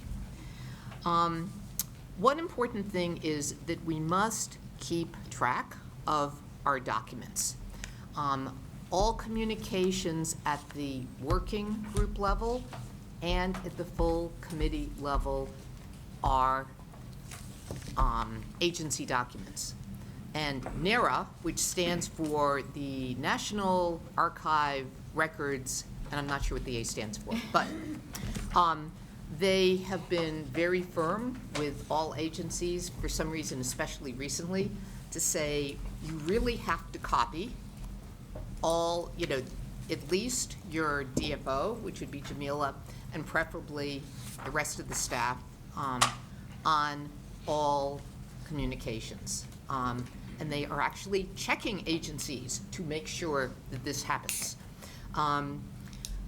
It could be over time that they will want us to establish special mailboxes where everything that you guys do is CC'd to a special mailbox. We're looking into that and working with them on it, but I mean, they are just, I cannot emphasize enough how serious they are about making sure that you copy Jamila and crew on everything. So that I'm not yelled at, I just really want to emphasize that to you. So the role of the committee chair and vice chair, a lot of things flow through these people. They're a focal point for your communications, and the chairs will work with our DFO in establishing your informal working groups and in conducting the meetings and suggesting agenda items. So if you have ideas on any of that, please communicate that to your chair and to Jamila. Our DFO, Jamila, is really important. She calls the meetings, she approves. DFOs by GSA regulations have to approve the agendas. So we can't just have things coming up. And, by the way, one reason for that is that the public notices have to set forth the agenda as much as possible. So if you have something that's really significant, but it's very different than everything that's listed in the Federal Register notice, then we have a problem. So if you see something that you want to come up at one of these public meetings, please let people know, like, at least 3 weeks in advance so that it can get onto the agenda, assuming it's appropriate. And our DFO also maintains all the committee records, which is why a DFO needs to be included on every communication. Okay, informal working groups. One rule of thumb is the working groups have to be less than a quorum, because if a working group was, I mean, sort of makes sense, right? If a working group were so large that it created a quorum and you had planned to meet privately, you wouldn't be able to, because if you have more than a quorum that's voting and discussing things, then in a sense you have a de facto committee meeting, which will not have been announced publicly. And if someone doesn't, you know, if you make recommendations and the commission adopts them, and then someone wants to scuttle it, they would say, oh, that came from a working group that was actually a full committee, and that committee wasn't publicly announced. So you just don't want to do that. It is okay if you are not, you know, I just want to mention this because it's come up before. If you're not on a working group, but you're very, very interested in what they're doing, typically it's okay for you to, if the meeting's by phone, to call in and listen. But if you're not on that working group, you can't join in the discussion. And you can listen, but you can't join in the discussion, and you can't vote, because then you would be a de facto member of a working group and could run into this quorum problem I just addressed. We've had that happen before. It's not a good thing. Also, just understand working groups are supposed to be, according to the GSA regs, basically information gatherers. You do reconnaissance, you pull your information, you come up with ideas, you draft reports, and you send those reports forward to the full committee. But you can't, you know, because something is decided or recommended by a working group, it's not a final view of the full committee. It has to be voted and debated. And one of the things that's tripped people up in the past is, at other agencies, not here, is taking a working group document and people will put it on the full committee agenda, and then there won't be a discussion, and it's just like thumbs up or thumbs down. Well, if it's thumbs up without any discussion, it could be argued that the working group was a de facto full committee, that the working group had usurped the role of the commission, of the full committee. So just to keep in mind, even if you feel your working group's report is fabulous, and it may be, and you just want people to adopt it without discussion, if that happens, that is a problem because it needs to be considered by all of you in a full meeting with a chance to debate it, propose amendments, edits to the report, whatever. So it can't just be moved forward as though it's a final document, even though ultimately it may be the final document. The other thing is that it's also fine at a working group level to have people come in who might be experts on a sort of one and done basis to discuss various topics or to give you a briefing, to answer questions, whatever. But let's say you're discussing 3 topics that day. Once the guest's topic is completed, whether it's first, second, or third, then the guest and answered questions, then that guest should depart because it's a closed meeting and that guest will have a sort of limited role. So the guest should not participate in debate, and the guest should not really be attending the meeting since it's closed, for the other parts where they're not speaking and not invited. Right.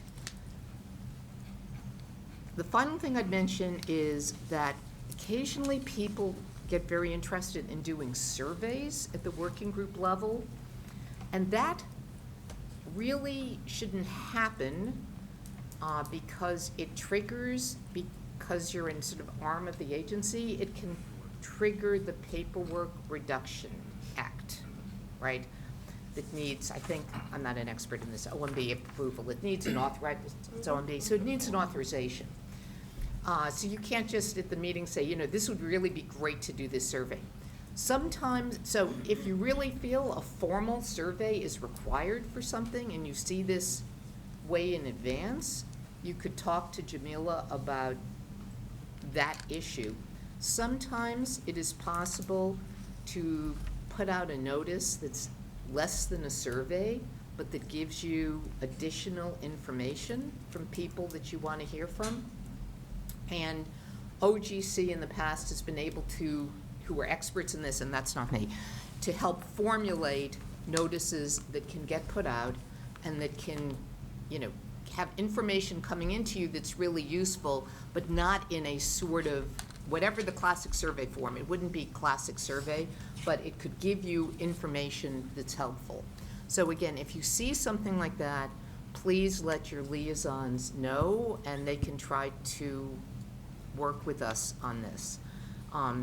If you really, really feel you need a survey, I'm not aware of that having happened, but sometime, I don't know, maybe it has, but in that case, we would have to comply with the PRA, and the survey with your input would have to be pretty much done by the FCC on your behalf to get that information. So we really, it's sort of quicker if you do the other mechanism, which is sort of a more generalized request for information that's not like a real survey.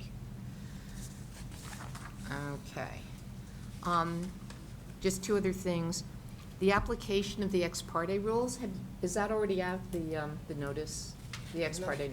No, we haven't done ours. Okay, so there'll be an ex parte notice that's put out pretty soon. We have a standard format. So when if commissioners, if you were talking about something that was, on the agenda and there was a commissioner here or any kind of decision maker from the FCC here, normally without an exemption, whoever was speaking would have to file an ex parte. And this happens so much with our advisory groups that we've developed an exemption.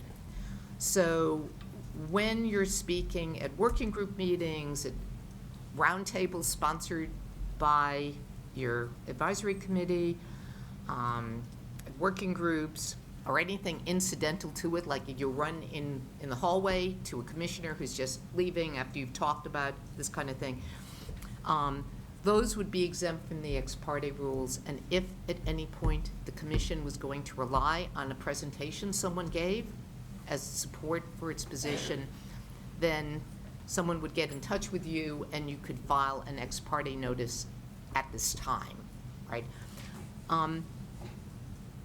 The exemption covers functions and not people. So if you're also representing your organization, and your organization wants to speak to a decision maker about a pending item, about the organization's view, not about the advisory committee's view, then your presentation about your organization's view would not be exempt. It's not an exemption that's a halo that covers people, it just covers functions. Okay, so I just wanted to make that clear. And then the final thing is occasionally we have a lot of people on advisory committees who are pretty prominent in their areas, and they might be publishing something in an opinion section of the paper or something in the radio, speaking on the radio about something that's public, that's about what the committee's doing. And that's fine. If it's just what the committee is doing, it's sort of more an agenda. We had this meeting and we covered whatever. If you start getting into your own views of what those topics are. It's fine to give your own views, but if you're making the presentation, it's important to explain that even though you might be the chair of a working group that's doing whatever, these are your views. It's not the, if it hasn't been adopted, it's not the formal view of the working group, and it's not the formal view of the advisory committee. Because we've had that confusion in the past where someone did like an op-ed piece, and apparently it was a very good op-ed piece, but it was a controversial issue. They signed the op-ed, you know, Joe Smith, chairman of such and such a working group. And it gave the impression that the opinion, which was controversial, was the opinion of the working group. It was actually just the opinion of that individual. So if there's something like that, you really do need to make that distinction. I think that covers all the little cubby holes of topics. Any questions? I have one, Council. You spoke about surveys, empirical surveys, and I can understand why that would be problematic. In doing some of our work, though, there might be a need to have a questionnaire submitted to a particular company to gather information. Can you make a distinction between a general questionnaire and a more empirical research instrument like a survey? Well, a questionnaire is definitely something that could fall, as I understand it, limited understanding, into the survey topic. But it's, I can double check this and Jamil will get back to you. I think it's something like if you're reaching out to a certain number, right, 10 or more, or 11 or more, or there's like also a caveat, if there are only 3 companies in a particular field and you reach out to all of them, even though it's under the 10 company threshold, that could also trigger the PRA. But if there are 100 companies in the field and for some reason you're really interested in the views of 3 or 4 of them, I think that wouldn't be a problem. So if you're thinking about anything like a questionnaire, please get in touch with Jamila, and she'll either know the answer or she'll call someone in OGC, you know, that can work with you on it. Okay, thank you. Sure. Anything else? Okay, thanks very much. Thank you. Good luck. So, turn it over to you, Jamila. Okay. Thank you, Paula, so very much. And just for the record, we would really like to thank the Office of the General Counsel. I know all of you have heard from OGC during this process, and without their help, we certainly couldn't have gotten this committee stood up. So we want to thank OGC. So this small portion of the program will involve the staff giving you a little background and information that hopefully will be helpful to you as you start your work. So once you've completed your ballot for the working group assignment, and Jamil is going to talk more about that, the staff will finalize the working group assignments. And your contact information will be provided to the chair of the working group that you're assigned to. He or she will reach out to you. We'll try to set up a meeting. Almost all of the working group meetings are done by phone conference, and they usually don't take more than an hour. And generally speaking, at the beginning, people tend to meet every 3 weeks, maybe every 4 weeks. And then as you get closer to deadline or completion of a project, you may meet more frequently, like once a week. And I just want to reiterate something that has come up repeatedly this morning. It's at the working group level that the core work of this advisory committee is done. And so I would just ask everyone to try to make every effort to attend the working group meetings by phone. Please put them on your calendar.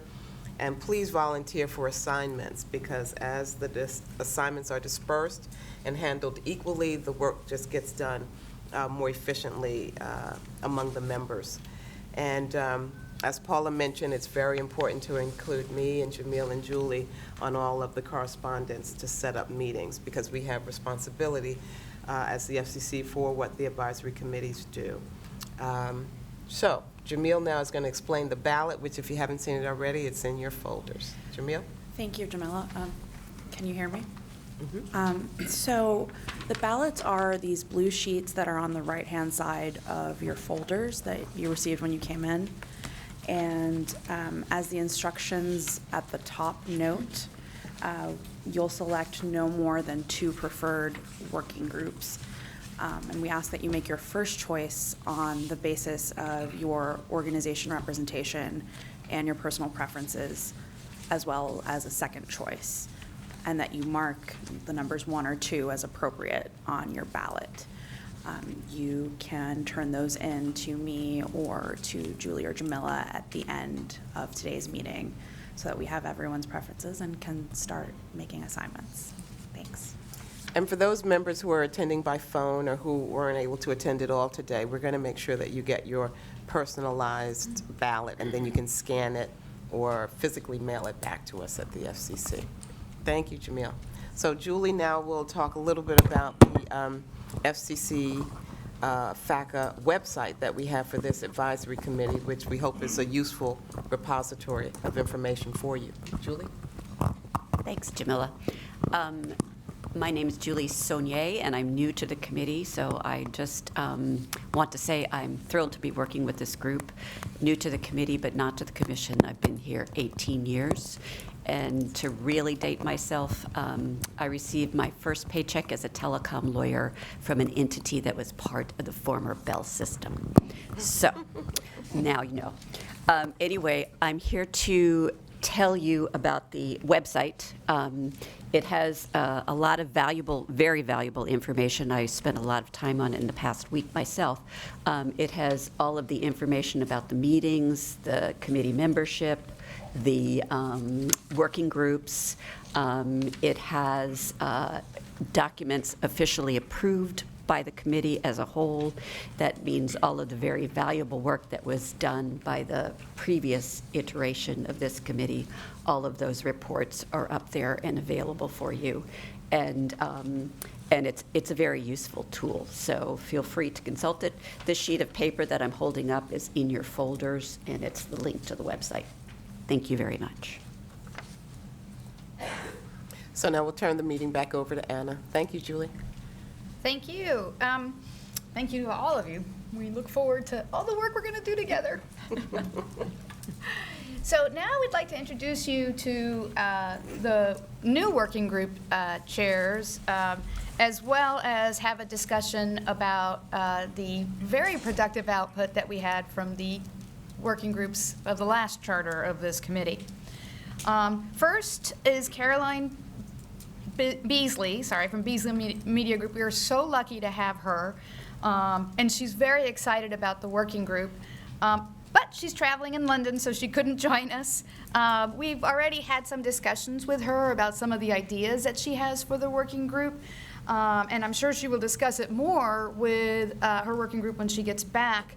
But I know she's interested in bringing in some representatives from regional and local banks and trying to share with them some of what is important to the broadcasting industry and why broadcasting is a different business than their normal business finances.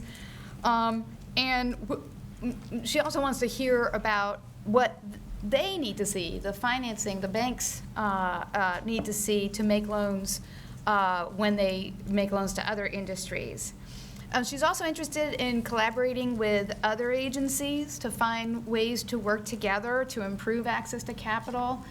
We were talking about maybe the Minority Business Development Agency at the Department of Commerce, and maybe identifying some other agencies that she might be able to work with. Now, the Access to Capital Working Group is a slight modification from last year's Broadcast Development and Diversity Group, which we know did a lot of important things last year, or this past charter.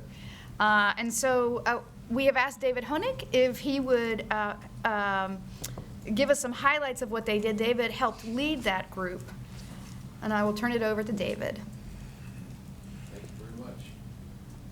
Really, there were two critical undertakings that the Broadcast Development Working Group under Henry Rivera's leadership undertook during the last term. The first of which was to develop the concept of a radio incubator program. We called in subject matter experts and had several meetings on the phone, and I think one in person. This is a concept that actually arose in another advisory committee that Jim Winston and I served on in 1990. Jim brought us that idea, and it just never came to fruition, but so it was assigned to us to develop it. We address such questions as who can be incubated, who can set up an incubator, how are you eligible, what must you do if you're providing an incubator to the industry, where can you do it, and what is your incentive or reward. And that took us actually some 61 pages of recommendations, most of which the commission accepted. One set of statistics that really drove the passion that the members had was that in 1990, if you look at the 1990 census versus the census estimates for 2016, 30% increase in population growth nationally, 80% increase in minority population growth, and 109% increase in those whose primary language is not English. So there's a much more compelling need for new entrants with new ideas and new plans to get into the industry now than there was even when this was created as a concept years ago. The other major undertaking that we had was to have a symposium, first of its kind, March 7th, called Exploring Strategies That Have Advanced Media Diversity. Here is the report. There's actually a transcript, I think, online of the entire event. I believe it was streamed. There were 56 speakers that day in 8 panels that addressed success stories from pioneers, from radio entrepreneurs, from television entrepreneurs, from broadband and OTT, merger and acquisitions and opportunities from those, a panel of lenders and investors, one of incubators and mentors, and one of third-party organizations. That's covering a lot of ground.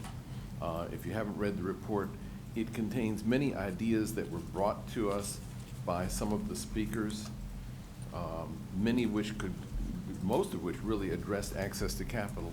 So this will be a good resource that the new group can draw upon, particularly focused on tax certificate, on incubation, maybe for television as well as for radio, on what can be done to improve the asset value of AM stations and small FM stations. A number of engineering recommendations were made to us. Federal government advertising, this issue that Sherman spoke about earlier, and how to take advantage of spin-offs from mergers. That's covering a lot of ground. So that was how we spent our 2 years. Thank you. Thank you, David. So the next working group is the Digital Empowerment and Inclusion Working Group. Rudy Brioche is going to be leading that working group this year. We heard from Rudy earlier. He is unfortunately in a meeting right now, if I'm correct. So Heather Gate, who was the chair of the working group last year, or last charter, is going to go through what the group did. Thank you, Anna. Rudy did a really great job in setting up the stage of what we did and in the previous committee and what he sees as important for the future. So I'll try not to repeat what he said, but so the Digital Empowerment and Inclusion Working Group worked on 2 tracks. One of them was pursuing ways of empowering small women and minority-owned businesses with strategies for accessing procurement and contracting opportunities during the deployment of next generation networks. And so in pursuing this objective of supply diversity, we partnered with the FCC's Office of Communications Business Opportunities, led by Sanford Williams and the Media Bureau, with Michelle Carey and her team.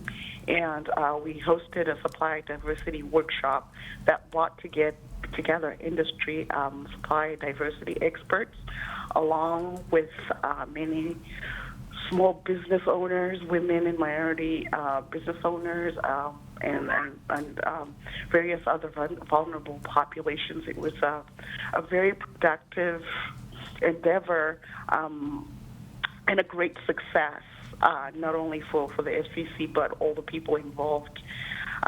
So after the success of this event, we recommended as a committee that the FCC continue to host this event on an annual basis. And we also recommended that the committee continue to be a thought partner for setting the agenda for the supply diversity event. The other track that our working group worked on was in providing recommendations for ways of ensuring disadvantaged communities are not denied a wide range of access to benefits and opportunities awarded by broadband networks and other advanced technologies. In order for us, we thought it was important to approach the issue of the digital divide in a comprehensive manner. So we not only sought to address the issue of the digital divide in the traditional manner of looking at broadband availability and subscriptions, but also looking at issues related to broadband adoption and use. And so we divided ourselves into 3 subgroups. The first subgroup was the access subgroup that really looked at issues related to broadband deployment. The adoption subgroup, and that the access subgroup was led by Rudy. The adoption subgroup looked at issues related to disparities in broadband adoption, particularly for vulnerable populations. And then the youth subgroup explored how broadband and related applications could be used to advance economic growth in disadvantaged communities with persistent poverty, population decline, poor health outcomes, and lack of economic opportunities. And so, as Rudy stated, as Rudy stated earlier, this was a pretty intense workload, and we found that we spent most of our time focused on the access subgroup, and thus Rudy is looking forward to focusing on the adoption and use subgroup more. But as far as the access subgroup, we had 2 important tracks that we offered some recommendations at the end of our tenure a few months ago. One of them was looking at the issue of the digital redlining. At the beginning of our committee, Chairman Pike challenged us to look at the complicated issue of digital redlining and examine it as something that's detrimental in its impact to disadvantaged communities. After much discussion, and we offered a couple of recommendations to the Commission. The first recommendation was that the Commission should improve its broadband mapping and reporting in order to reduce the likelihood of digital redlining practices. The second recommendation was that the Commission should consider charging the next committee with the development of a best practice toolkit. The second track for the access subgroup was looking at overbuilding as a way of ensuring that scarce public funds were made available to the communities that most needed them, to unserved and underserved communities that desperately needed this community, and that these funds would be deployed in the most efficient and effective manner. As far as recommendations were concerned, we recommended, we provided a framework and 10 principles to help better allocate local, state, and federal public funding to designated areas that lack access to terrestrial broadband service, offering a minimum speed of 10/1 megs. The second recommendation was that the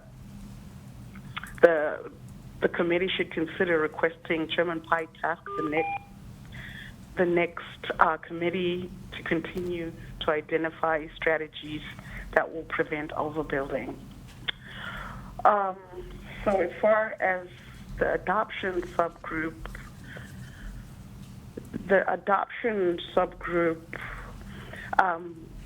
spent a lot of their time convening digital digital inclusion researchers and experts to explore and understand the critical factors that contribute to digital disparities. And so we met with many experts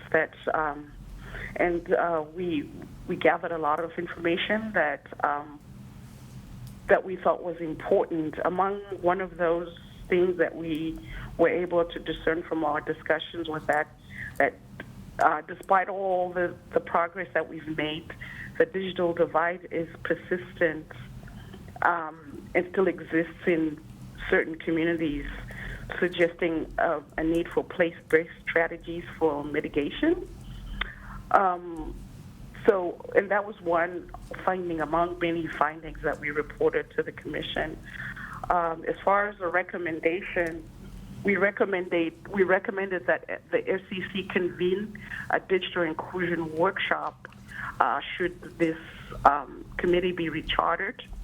And the goal of this workshop would be to bring together public and private stakeholders from academia, industry, government, and civil society to review, define, and agree on the baseline standards of what constitutes digital divide today and how we can build more opportunities to drive digital equity at the national, state, and local level.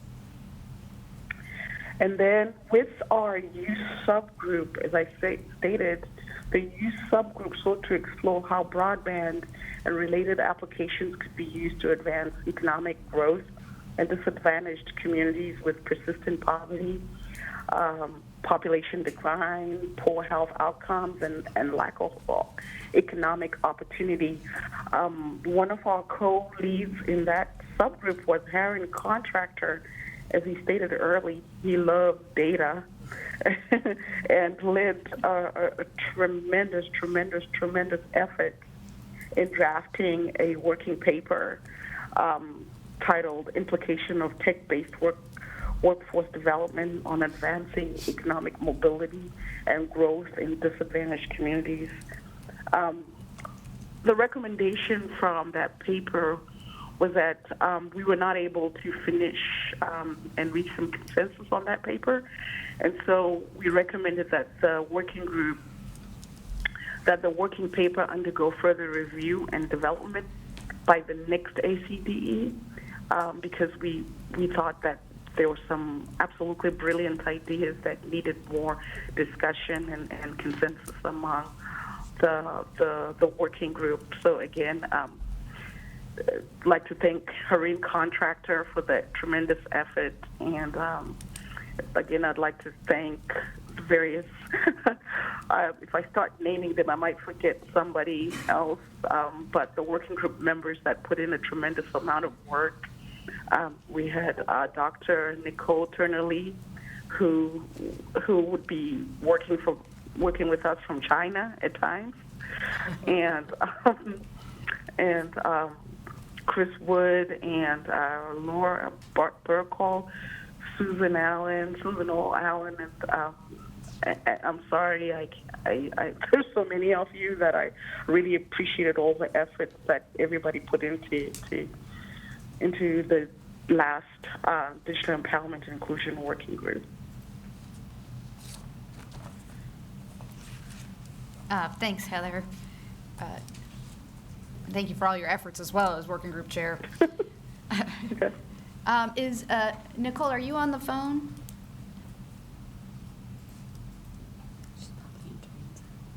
I actually am. Okay. And I'll stop for a minute and talk and see how far this goes to see if I'm going to make it down to see you guys all in person as I had promised and planned, but I just got out. So, Madam Chairwoman, would you like me to sort of talk about some of the goals for the Diversity Committee? Yes, you are the chair of the Diversity and Tech Working Group, so if you could go through that, I would appreciate it. And Marita Coley, you're there, so I'm going to rely upon you, the excellent work that you guys did last year, to sort of give us some framing of, where we left off. So I'm really excited to be the chair for this subcommittee. As you all know, any type of equity in the technology or telecommunications space is really important to me. and the ability, as Marita said previously, to take on a topic where the FCC doesn't necessarily have authority over these organizations is important.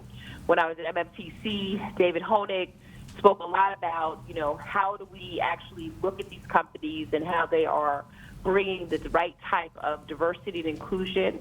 And it's great to hear that we have someone from IA on board who works on these issues.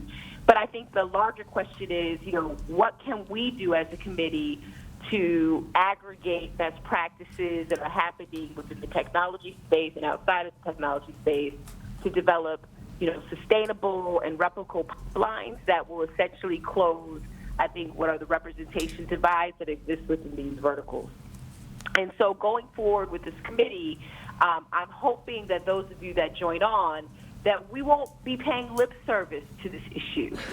It's a tough issue. It's one that has structural background in terms of the number of degreed individuals that pursue careers in science and technology and engineering. But it's one that Reverend Jesse Jackson sort of pulled the lid off a few years ago when he mentioned that you don't necessarily have to be a technologist to work in a tech company. There's still the need for lawyers and administrative people and human resources and other careers. And as we see the evolution of technology in algorithms and other artificial intelligence systems, you also need people who are sitting at the table as ethicists and marketers and, just essentially, lawyers that are dealing with, new concerns and existing opportunities that come, or future opportunities that come from the tech space. So I'm hoping that anyone that joins this committee, not only wants to sort of get into a conversation that becomes very worthwhile in terms of delivering actual products and services that can be presented in good faith to this group, but also, we push the envelope on, how we can even be creative as a committee to think about, what new ways can be engineered to support inclusivity and innovation. And so this is going to be a committee, again, that will, and I'll turn over to Rita, that we will pull off of the existing work that they did. For those of you that are new to the larger committee, we had tech companies come in and put a good faith effort to sit down with members of the subcommittee. And that speaks volumes because, it's not easy oftentimes in the public press to be, part of the tech ecosystem. But I really respected last year the work my fellow subcommittee to really dig deeper and have some honest conversations with those companies who we hope will be willing to come back to the table again. And so, if you're interested in joining this particular convening, again, our focus will be on compiling best practices around increasing pipeline. It will be about identifying other areas where diversity and inclusion can be very productive to the marketplace in terms of products and services that are just being designed right now or being imagined. And will also give us an opportunity to have frank conversations about maybe some of the barriers that exist that was started last year and what we can do as a community interested in ensuring that every product and services that comes to this tech space has a face or a narrative that's representative of the full diaspora will be really interesting going forward. So Marita Coley, if you could actually talk a little bit about the great work that you guys did that I'll just be shepherding into this new 2-year term, I would love it. And I look forward to you actually joining if you can, because as David said, we all need history in these subcommittees. Thank you. So I'll stop there. Thank you, Dr. Nicole Turner-Lee, and we look forward to having you as the leader of the tech working group.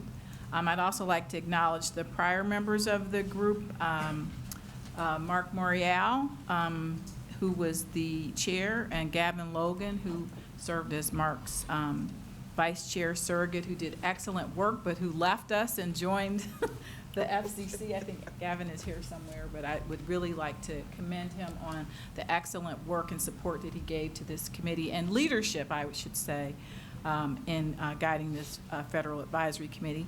Also, we had Clint Odom, who is from the National Urban League Washington Bureau, who's on the committee this year again. Myself, Monica Parham, who is a diversity and inclusion expert, talent consultant, very valuable member of the committee.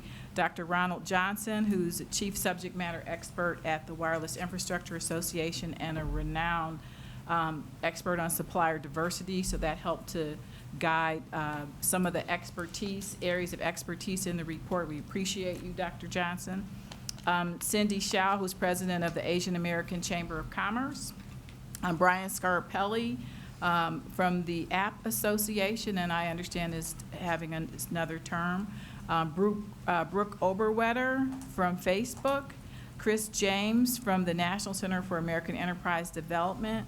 Raquel Tamez from the Society of Hispanic Professional Engineers. Bridget Daniel, Executive Vice President of Wilco Electronic Systems. Claudia Jones from AT&T, and Faith Bautista of the National Asian American Coalition.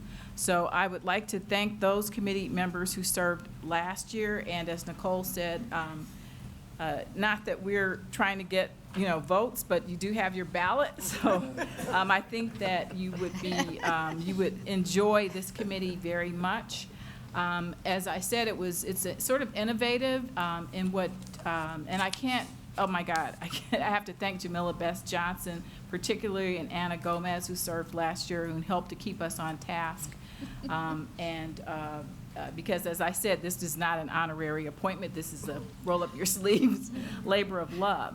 So what we did was, because of the lack of data, everyone's talking about data. I love data too. And this committee, because there really wasn't any data in this area, that was how the committee, that sort of framed what the committee did. We went out and decided to get our own data. So where do you get the data?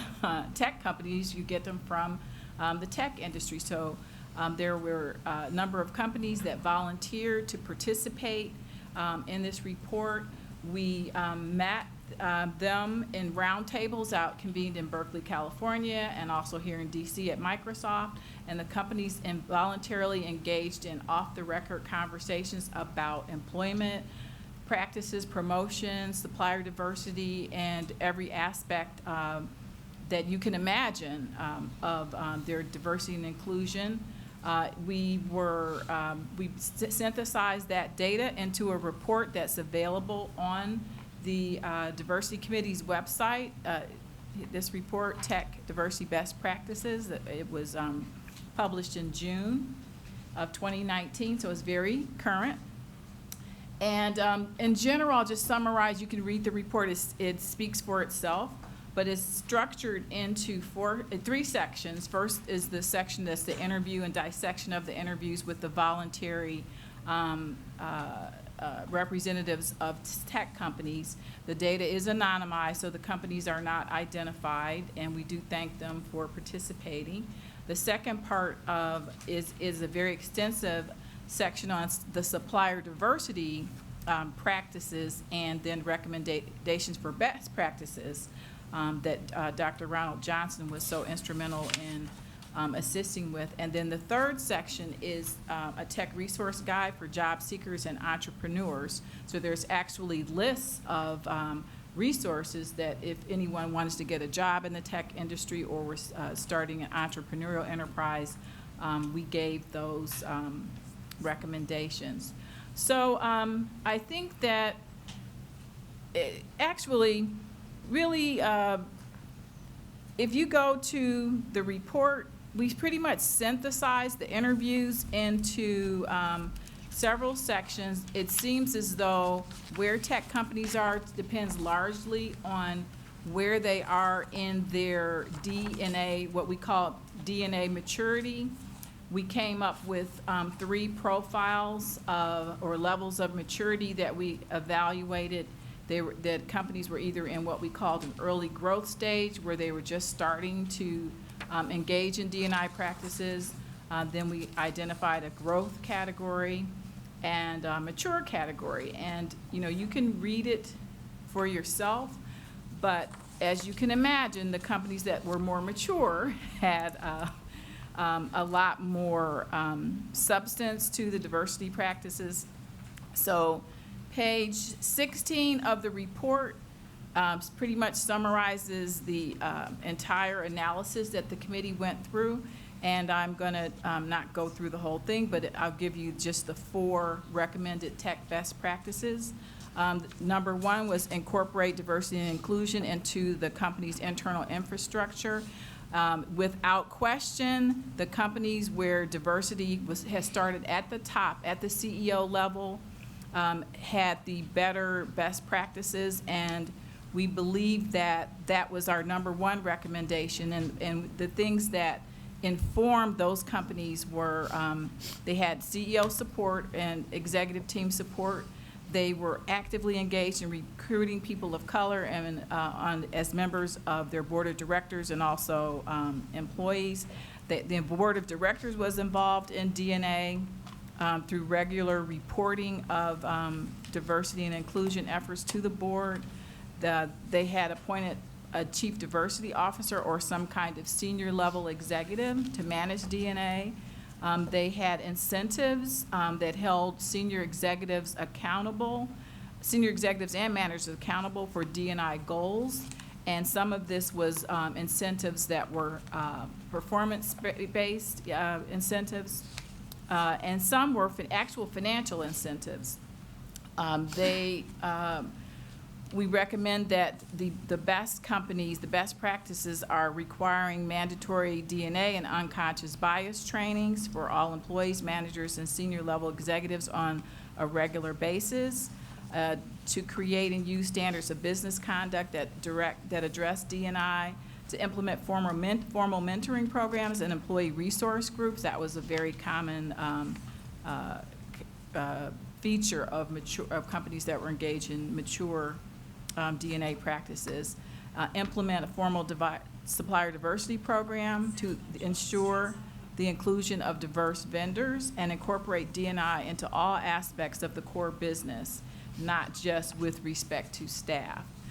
The second best practice recommendation was that companies implement an organizational approach to D&I at the outset. And that's basically to have D&I baked into the company's value system and implement an organizational approach to DNA instead of progressively incorporating D&I or engaging in DI as a reaction to a crisis. In the long run, we think it will, that can help the company's brand values and also just help the industry in general. And then the third recommended best practice was to establish metrics and accountability through data collection, tracking, and reporting, and making that information available annually to employees, but also to the public. The fourth recommended practice was to establish strategic partnerships with organizations, universities, HBCUs, and MSIs, employee resource groups, and then in general, a lot of the organizations that are represented around this table in order to enhance the company's capacity to attract diverse talent and cultivate a pipeline for future talent. So I would recommend that you read the report. It has some very valuable information, or just read the executive summary, where you'll get a really good flavor for what the committee came up with. So I look forward to working with the committee again and to, Dr. Turner-Lee's leadership. And one of the things that I think is great is that Dr. Turner-Lee is coming from another advisory committee working group, because we'll have the new members who we will welcome new ideas in order to help us to build on the next level. I can tell you that my personal hope from having served one term on this committee is that at the end that we integrate all of the committees and all of the findings that all of the committees have, the Access to Capital Committee, the workforce subgroup, because access to capital, jobs, employment, skills up training, employment best practices, ensuring diverse content creation and dissemination. These are goals that I think are shared by all industries, not just the tech industry. So what I would like is we work together, Nicole, with our new people, is to integrate, not have so much, the committee silos, but to integrate the work and the findings of all three committees into this next iteration of the tech working group. And with that, I conclude and look forward to working on the committee again. Oh, and I'm sorry, Jamila, and Madam Chairwoman, may I say something real quick before I walk in? Yeah, absolutely. I think having Marita's background and about the process for which we actually came up with these decisions is going to be very helpful going forward. And I would welcome, again, any, like Marita said, I spent a lot of my time with the Access Committee. I didn't actually work on this committee, but I had questions for this committee. So as people are considering, where to land, I think, having a cross-pollination of people's backgrounds would be really helpful as well going forward. Great. Thank you, Dr. Nicole Turner-Lee. Thank you, Marita. Thank you to all the working group chairs. I'd like to open the floor for any comments, questions regarding the recommendations of the first ACDDE working groups. If anybody has any? Excuse me, Anna? Jim, sorry? Yeah. Oh, okay, I just want to make one quick comment. Your second. On the Access to Capital working group. Yes. When Ms. Beasley looks into who she'd like to invite in terms of getting expertise, the real problem for minorities trying to get into broadcasting in particular is the equity capital. Mhm. So you mentioned regional banks and local Banks, banks, but finding the equity capital is the real problem, and trying to figure out where we might look for that. Some of the things that have been talked about in the past has been investors that are long-term investors as opposed to usual private equity firms. And long-term investors would be things like insurance companies and public pension funds as possibilities for inclusion.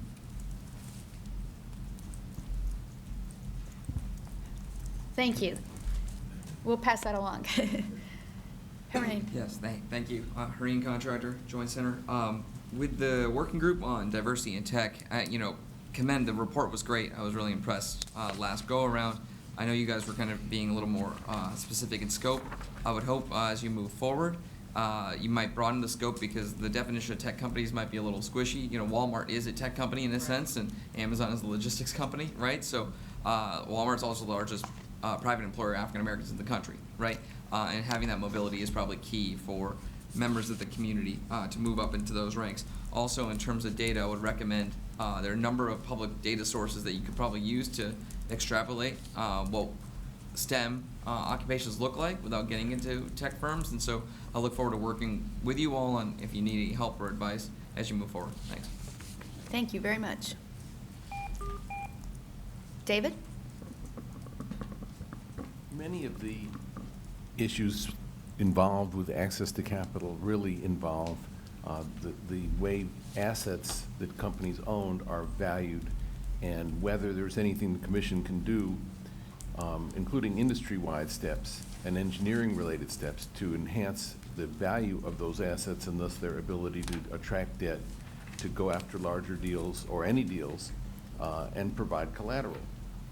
Some of the issues along those lines that the Broadcast Development Working Group did not have an opportunity to get into simply because we ran out of time might be good to take up as access to capital issues focused on what would be the impact, which isn't being covered in the rulemakings for some on these subjects. What would be the impact on asset value, particularly for new entrants? Rural radio repeal that's been proposed and teed up. Geo-targeting for AMs and FMs. The so-called C4 petition to double the power of many, at least a couple hundred Class A FM stations. And one that just came out, I guess earlier this week in NPRM, all digital AMs. And there's others. But each of those will have an impact on access to capital because of their effect on the value of the assets. And there's others. Thank you, David. Anyone else? Doctor. I just want to say that access to capital is initially to acquire station, yes, but I think for minority-owned stations, it's very important that access to capital also includes ongoing revenue, because no matter who is lending, you have to pay them back, right? And otherwise, you run into a vicious circle that you do not have revenue and you have got capital that you have accessed and you can't pay it back, so your programming becomes bad And then because programming is bad, now listenership is less. And so the revenue drops, and this just goes on and on. So I think equally important is ongoing revenue.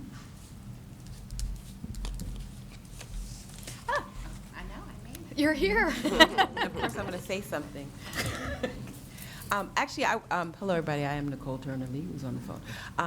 I actually would like this committee to consider another area that I think would probably be an area that would cross over all of our committees, which is around algorithms and algorithmic discrimination. I think that there's an opportunity for this committee to be sort of put up to speed on just what that means, because I think at some point the Federal Communications Commission will find themselves, much like the FTC is in terms of trying to deal with this, because pretty soon all of the wires that we all in this room have grown up with will be gone, and the new wire or the new highway will be information.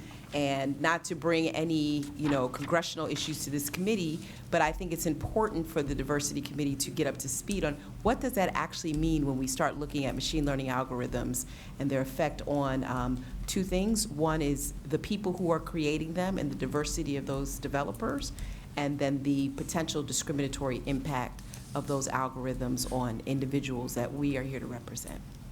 So I just would like, I don't think it's a committee assignment, but potentially somewhere along the course of our tenure to maybe have a conversation about it. I wholeheartedly agree. I make it a point not to disagree with Nicole Turner-Lee. Thank you, Corinne.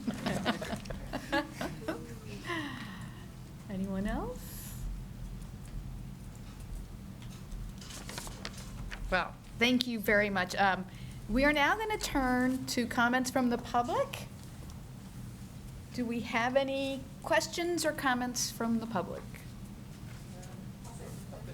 Can you step to the microphone, please? Oh, right, thank you. Hi, everyone.